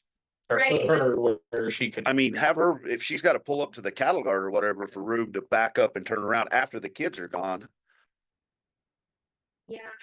I don't know. I don't remember how much room is there. Suggestion might have been the good one because, you can pull onto that road Yeah. and then back up from there. Yes, yeah. Just go ahead and turn instead of looping Let them give you room. and then just turn off. Just turn and then stop and let the kids off. And then you can, Once once everybody's they're on, then you can pull up a little more and back up and turn around. Yeah. It's clear to spot for all those people, but they're just adding vehicles over there. Because how many do you pick up there? Once, don't you? Yeah. Quite a few. So it's 3 or 4 extra vehicles sitting there. So It's for every day when I drive by. So, I guess you just need to talk to your parents and have them leave you a spot to get across there and pull in and then, unload and. right, But I also think and that I also it don't, shouldn't all be on the parents and the school bus driver. I No. think Exactly. we Yeah. need to really don't like looking at. Right, I understand. That's what I was saying, if they wanna park Yeah. next to the highway and let her pull off and get behind them, cause then the door's right there to the vehicles. Where she's not having to make a loop or. No, well, after the parents leave, then she could just pull back onto the highway. Cause that's what I was trying to avoid, she said when she has to pull off the road. She'd be the one close to the fence. Oh, Parents park over here, I mean, essentially in the mud hole, but that would be a way to avoid all of that. Okay. Except for the parents that will be parked in the mud hole and the kids. Yeah, so if they parked closer to the highway. And let Yeah, you over there by and the let me fence, be over by the fence, okay, cause then yeah. your door's right there. to And then your right. they let their kids out this side and my door is right. Yeah, right there. Yeah. so you just need to, So that's our part, maybe we can do, and then we need to get hold of the state that's the. and have them put up a sign on the Sign on eastbound the other side. side. Yeah. Maybe addressing, like, cause, right, And that stretch right there is like gravelled and stuff and it doesn't get insanely muddy, but right. In the other area by the fence, like more like in the middle, I'd say, between the highway and the fence. That stretch right there gets. That's a county thing. that's a county, That's a county road, right? That's Florence. Yeah. They could grab one or the- yeah, maybe they could, maybe we could get with the county and get some fines or something on it. Yeah, Yeah, it's a safety issue. yeah, we can hang this one, I think. So. As far as what y'all have talked about, sounds like y'all got a plan there. But, Ryan Schwabach will make sure that we get, if we need material, hauled in there because of, it's a bus route, basically. Yeah. Safety, then I can take care of that. Okay, if you'll send me the next time you're there and you have a moment, if you can, yeah, before you get kids, if you can get me pictures. Yeah, of exactly what that looks like and send them to my cell phone. Yeah, I can send those to Ryan. Okay. Ryan was going to get, Florence County Sheriff to be there in the morning and the evening. To try to deter the traffic, to slow down and pay attention. Right. Has that happened? Yeah, Have you seen I it? haven't seen any okay, police presence yet. okay, Schedule. okay. Well, it sounds like I can get back with Dave and just tell him that I think we've taken care of it, but if it doesn't, we can probably get you a dash cam and start getting Right? I pictures. think that's her responsibility. No, I don't either. But who is it? I mean, It's I realize it's the lease, but but the pattern hires pattern hires the contractors. There's the same thing. yeah, but there's other people that are not part of pattern at all. They're not part of the project, period. They're highway, they're railroad, there's other things going on that he has no say. Oh, I see what you're saying. Yeah, no, They just as long said as that they're, advice from Pattern is to call 911 every time and report it. But you're gonna have to make sure and get, their Right. If you can get some sort like a of. description of the vehicle or Right. It's a long road, so. Yes. yeah. But he did say, if they were tied to pattern or Blattner or Fibertel or When you Mock take care or of getting with I will call. see if they will do a signing. I'll get with Brian on the material. And then I will just verify on because I think them seeing a police car there. That gets around in terms of, it might. Yeah, there's never one there. Yes, there is. Till you don't want them there, so. okay, all right. All right, all right, discussion, If you but- put a picture, if you would, yeah. the land swap. What do we have? I thought we had approved it at the No. board meeting. No, the last I remember is it went to the county clerk or the assessor or whoever at the county. I don't remember. He came and did a proposal, but beyond the proposal, I don't know that we ever did anything. We didn't I don't have any know. action. I don't even know where to. I thought that just from the proposal, yeah, it just didn't go anywhere past that. The board didn't make any kind of decision. So we Because it need was never to, brought up to us again. Right. right, Yeah. so we need I guess the physical. We need the physical description of the land, And how much it is. I mean, as far as, he maps that night, didn't he? He did, I thought, yes. I will dig. See if I can find them in the records. cause that piece over here, it's not very big, but then he was wanting that piece behind the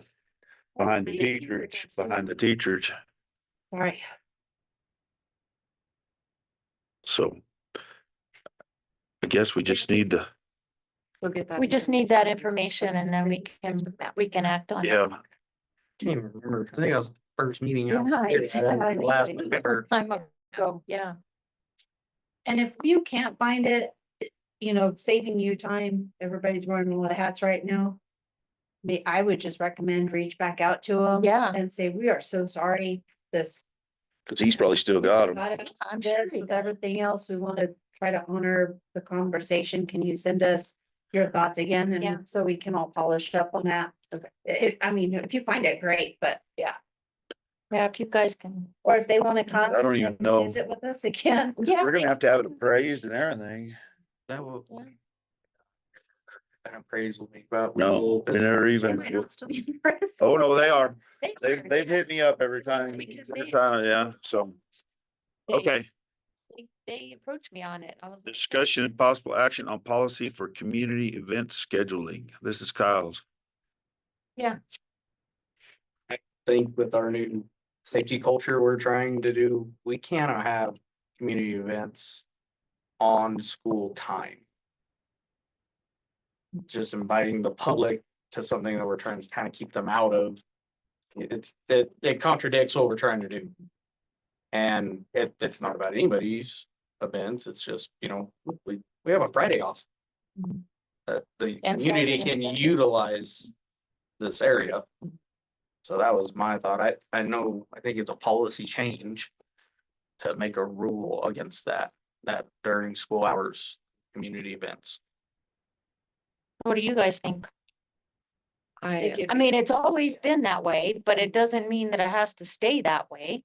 well, this last time, because there were gonna be so many people, the sheriff recommended sending 2 police officers here. Well, then that was a big concern. Everybody wondering why the police were here type of thing. It's a But it disruption is to- because it is, like our kids are going back and forth and people are intertwining between our kids. We don't know who's where, our cameras aren't, Yeah, and who do you know who's 100% coming to these secure. events? Yeah.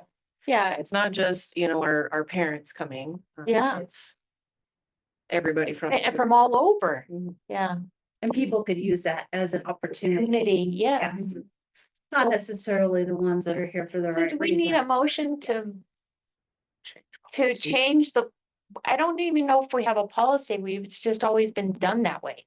But I think we need to set it as You need to. So you have adopt to it. write the policy. But you have to have to- the 3 readings, right? So you Yeah. would have to write, Yeah. read it, And read it you- again, And read it again. read it again. And read it again, before yeah. you can adopt. Okay, and then send it to the lawyer. Yeah, so I And then, guess, yes, Gino, if he would draft us, like a policy explaining that for community events. You might ask if like Capitan or Cares also, they probably do it, because they have other places. They do some in Capitan, because I remember Hub Right, Traders. Mascaro or Comodo, Or somewhere where they don't Comodo. have. their- Yeah, you might reach out to them and see if. They may not have a policy. They Yeah. let them I have. don't know, yeah. I will say, But ask Gino too, Brenda. We're not Gino saying would- not to ask him, but He could he could probably the draft laws it for us and Yep. just go from there. there. I will Both say of you. that it's gonna take more than just us implementing said policy.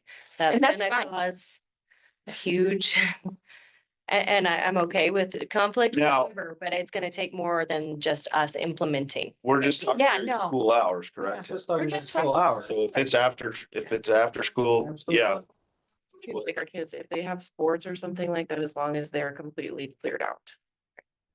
Yeah, I mean, I just think, we're trying to make this place safer. So that has to mean something to this community. I don't think it'll be a hard sell. I think initially it will, Amanda. But I don't think in the long run, if we do it right and we explain it right, I don't think it'll be a hard sell. I think people will understand. I agree. You might get a little pushback. Yeah, we might get some, but They'll I be, think, yeah. with all these school shootings and all this. And crazy everything stuff that's going going on, I Yeah. think people, will, once they understand. abduction, I mean, they could, Yeah. it's like one of them kids from there. Wondering, and I went through all our policies a while back, but I don't remember.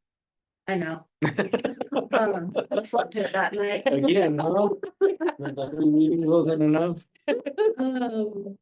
And I think the safety policy, I think it's already, you could, Can we add it to something there? well, I think. And we are using cookie cutter policies now, and Yeah. so I doubt we have anything in our existing policies that say we have to do it. But I would imagine the safety of the school premises. It's already in there that we could say, well, we already have this policy if it's questioned, but I don't think it'll be questioned. It could just be a new practice based on safety concerns. But if somebody wanted to look at our cookie cutter policies under the safety areas, I think it's probably already in there. There's probably already. That might be. I mean, I might be wrong, but And I have our website to be able to pull up and just search. And Yeah. okay, I yeah. won't have to go through like Oh, one through what- one. One, yeah, One So by I can one. look in there first. to- Yeah. Yeah. yeah. or if you. Because I know Gino, that one day we was talking on the phone and he goes, hold on, and he just typed something. Yeah, And it came right. And it just popped up. Yeah. So, So okay. I think we need an action item. We just, So I'll look on Figure it that. out. I'll look first to see if we have a policy on that. If we don't, then I'll contact, Okay. verbiage on creating. All right. Still get with the other schools. yeah, just. Yeah, and I'm sorry, Linda, because you've got to be comfortable and I totally respect that. But they're gonna charge out the yang to Mhm. do that for us. And if another school has it and you're good with it, and if they want to review it and make sure they're good with it, but rather than them drafting one for you, No, yeah. our stuff is kind of adding up a little bit in some areas, so that's the only reason I make that comment. But whatever makes you comfortable. Okay. So discussion items, that's all under action item, discussion teacher housing update. So that's the only thing. I'm just waiting on the one final quote One from the quote. police, from the place from Morales. And the guy said he was just waiting on his guy that specifically works with asbestos to get that back to him and then he'd get the quote to us. And he said no later than. And then That's yes, that- moving forward. yeah, and then once we have that, then I send it all to PSFA. Granted, I don't know what goes on from there. But figure it out. It sounds like at least Vicky too. Yeah. Vicky would Yeah. probably have a really good feel for what happens there. So, While we're on this subject, Mr. Chairman, can I just, something Go ahead. I'm wondering about on this? Yeah. For us to be thinking about and Brenda and her folks. So anytime when we built the new facility in Moriarty for the co-op, that's a huge lift. And I believe we put into that cost a project manager, didn't we? no, we I did see not. Vicky shaking her head. No, Well, we can't hear you, Vicky. we can't hear I'm you. sorry, I had myself on mute. I know we talked about it, but we definitely are Talked gonna about need a project manager. So just something, because it's to stay on top of all of the subcontractors and, and everyone here is pretty strapped. And so I'm just sharing FYI to be thinking about that. And I don't know if there's, if someone that is already here that maybe has more time on their hands that you think would be good at something like that. I don't know everybody's talents and their schedules and all of that, but no one person in this room will be able to lift it properly. Just sharing, because I don't, when we're doing something like that, the most important thing is that someone is holding people's feet to the fire and making sure they're not taking major shortcuts. Because I can promise you they will. So just wanted to share that while we were on the subject. Also with that, so TLC did come, they're gonna put in a new circuit board. And then he'd have to see from there, like what the gas situation would look like, as long as he got the circuit board going. And I talked to Gilberto and he said that they replaced the circuit board not even 7 years ago. So I don't really know what we have at stake with like the heating in that house. In that house, yeah. Kind of stove, right? Okay, so, There's one up in the old ag shop or area. So we have that. what about putting a mini split in there? We can look into that, once if they get that circuit board in there and see Yeah, I mean, if that's, if it, One of my renters up there put a mini split on top of his camper. camper, and they did it themselves. There's a gentleman just from cafeteria cut the whole that's inside. installing the mini splits around here. Was it Gilbert Stewart just had some put Gotta in. Go Electric? Was it Rowan? Was it Rowan? I don't know, Rowan but we Ivan? were just talking about it today. He's from Capitan and he's put Because in. that's some- Latigo Electric. No, Latigo I know. Electric is wrong. Yeah, yes, Ivans. Ivans, there you go. I think those, so that's why I was asking, so the mini splits, I've heard, because we're thinking about getting some too, Jeff and I. Me too. And I've heard nothing but good things about them. Yeah, it works great. Well, oh, you don't have Building works great. them on your house. They didn't, they didn't that's place that. Tommy- did The Allen. And Butch they? Allen. Well, and Gilbert, he said Gilbert. Gilbert just had two put in. So I mean, Stewart, it's something to look into. It's, we can't get the heater to work or, yeah, you know, it's, I feel like we're just throwing good money after bad Mm-hmm. in some ways. the other option is it on a permanent foundation? Yeah. So, let's see, what size of heater would you need? Like, is it? I bet those- It's not. Thousands. Maybe. Oh, no. Addition.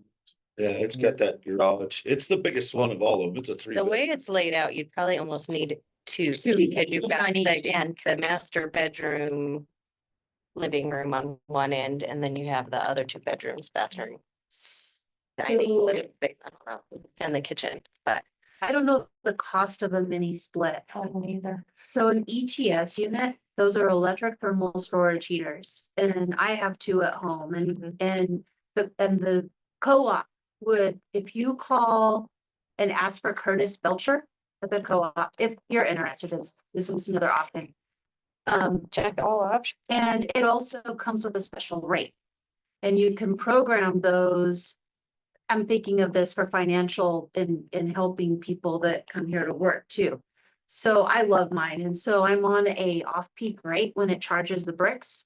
So it's super cheap to operate and it's very efficient and it heats up. You've seen my bedrooms and I have one in the girls' room and one in mine and Jeff's, and that's all I need in the dead of winter.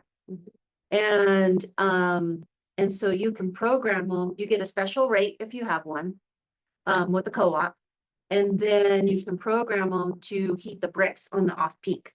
It's like 3 cents per kilowatt hour compared to 15 cents per kilowatt hour. That's a regular rate. So it's a sweet deal. And the co-op can help coordinate. Some of them, they still carry, they used to, I don't know if they still are, or they can like, Ronnie Dustin puts them in. He's really good at it. He is the electrician out of Mountain. It's all about there. Yeah. He's probably the most knowledgeable about them and how to set them up and program them and maintain them, but they last forever. A long time. Yeah, we've had ours for 20. I've had no issues with it. We've had it at least 20 years. Even when the power goes out. So this is another nice thing about it, Randa. So if let's say now when the power goes out, they're electric. But if your power goes out and they've already charged the bricks, okay, the fan won't blow because that's run by the electricity. But Jeff likes to put his wet clothes over the top of them because they won't burn. They're just very warm and the bricks is what radiate all the heat. So you could still have heat. If the power went out after the bricks were fully charged, then, you know, it wouldn't be blowing it out like a heater. So that's a good question. But no, if you have a power outage, you would lose electricity to charging the bricks or blowing the fan. So, And I was just looking at mini splits at Lowe's, and they range from $620 to 2,900 and some. Yeah, I think the highest, the most expensive one was 2,149. So that's just, you know, basic. I mean, I guess it just depends on what you want. yeah, those might be cheaper than what an ETS, but your electric bills for that tenant would be a lot cheaper on an ETS unit than probably. Yeah, a split. and a split, yeah. Just FYI. Yeah. Okay. We've given you so many possibilities. Yeah. You probably already have Okay. your own. You're good. All right. Strategic planning.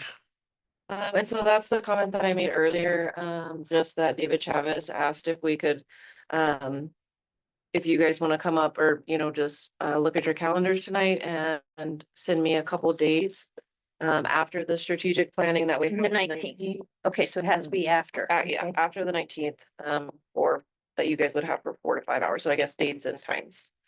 So are you open that we give those to you now? It might. Yeah, it might be We're all better. sitting We're all sitting here, yeah.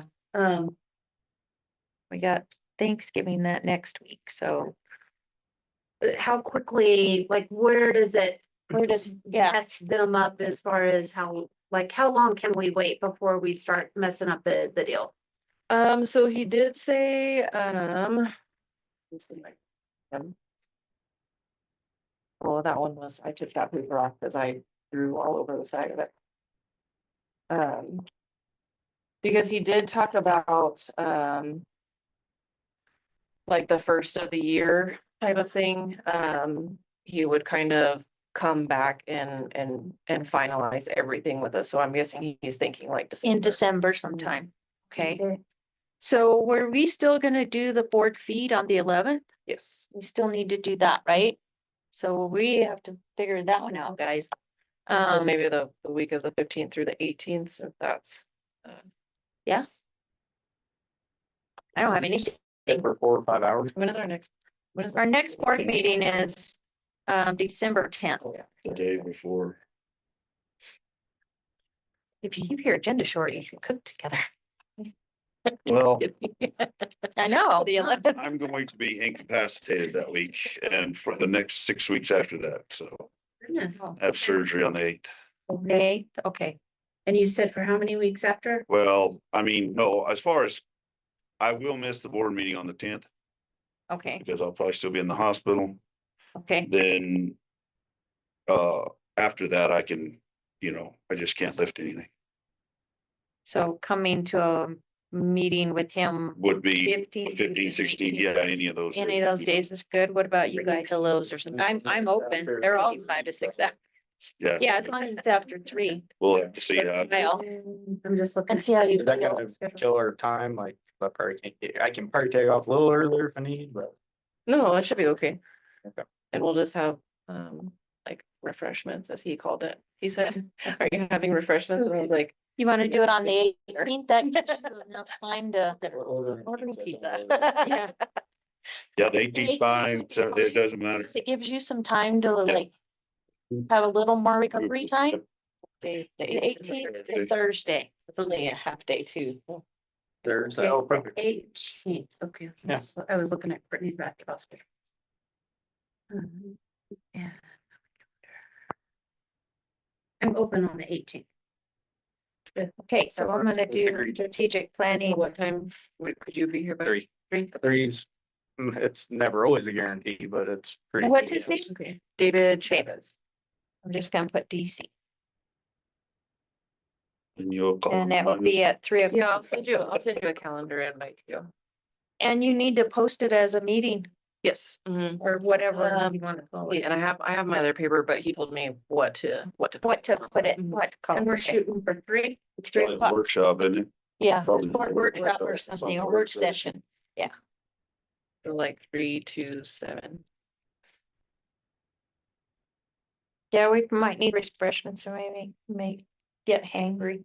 Okay. At least 6 o'clock around, I'm just saying. Yeah, that's the other Just thing. saying, right now. Here, but I think I mean, yeah, we need to decide, we need to And we decide need to what we're decide going what to we're eat, what We're we're gonna going to feed feed everybody, yeah. So how many people do you think are gonna show up? I'm trying to Oh, figure out, that Christmas how many- bazaar with yeah. all the elementary So kids. we have 98 kids enrolled, so you have 98. Times 2, yeah, or. Actually, well, actually times 3. Yeah, I was doing the math this coming into the meeting and I was like, oh my That's a lot God, of wait a minute. equivalent tortillas if they're doing burritos or something. Cause Shannon also mentioned maybe one of those walk-in Walk-in taco tacos. deals where they put all you gotta do is cook the hamburger meat. Then you have the other things, you heat up the beans and they. Like a cut the taco bag. bar. Well, they cut the bag open, they cut the burritos, Or your they mash them and Frito. the Fritos, and you make either a Frito pie or or put them on Doritos and, Just a small little with like cheese or whatever. yeah, Yeah. you cook the hamburger meat and it's there, then you have beans and you have lettuce and tomato and everything else. You know, it's kind of like a taco bar, but instead of using the taco shells, you use the bag of Doritos, Doritos the or chips. Fritos, or whatever it is. So Okay. I And that's don't easy to know. walk around. I don't know how much. And you might have some grandparents that come. Right. So I know. Yeah, like, oh, yeah. And people from the carnival, I planned for 200. And they're. Okay. And I'm not sure. What I heard, there was a lot more.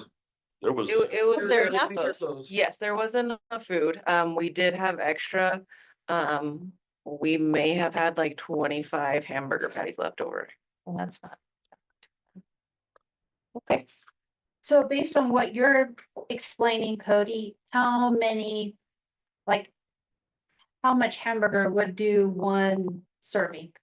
Spoonful, like a, We would. what is that like? Maybe. yes, you would be there to, Okay. right, They can't hamburger. touch 'em. Okay, right.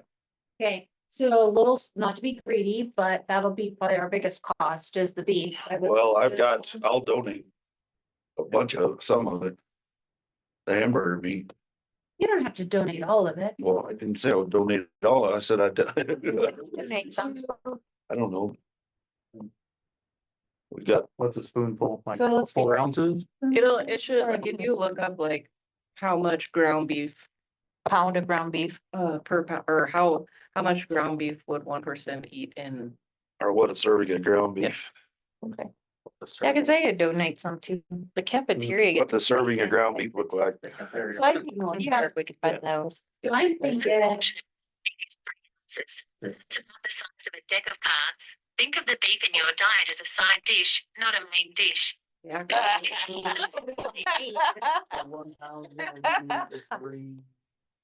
What are the gonna be ounces? 4 people, 4 people call it. probably pound, yeah, So 4 people on a pound. 50, yeah, so 50 pounds. your winner divided by 4. Well, that was for the Halloween thing. This is probably gonna have more. Yeah. Yeah, They probably have more grandparents come. So what, and people from And the town. community, the because they're community. coming to watch.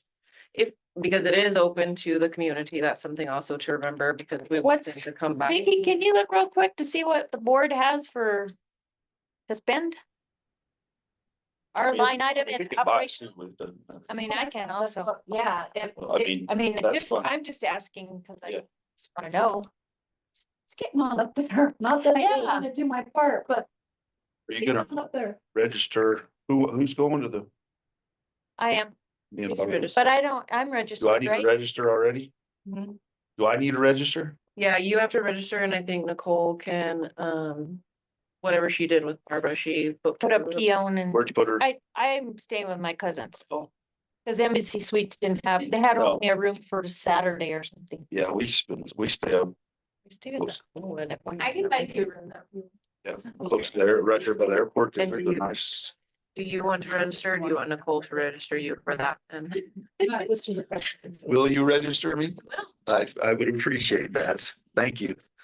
And find your room? Yes, please. For. Right. Wait, when is it? It starts the 4th, 5th, and 6th. For your Judy. Okay. It's 4, 5, 6. Yeah, that's right. I remember it was right before, Yeah, I'm just gonna stay with my cousin. They just moved down. because I will have to leave Lomas down there, just not. early Saturday. 'Cause Allison is getting married Saturday evening.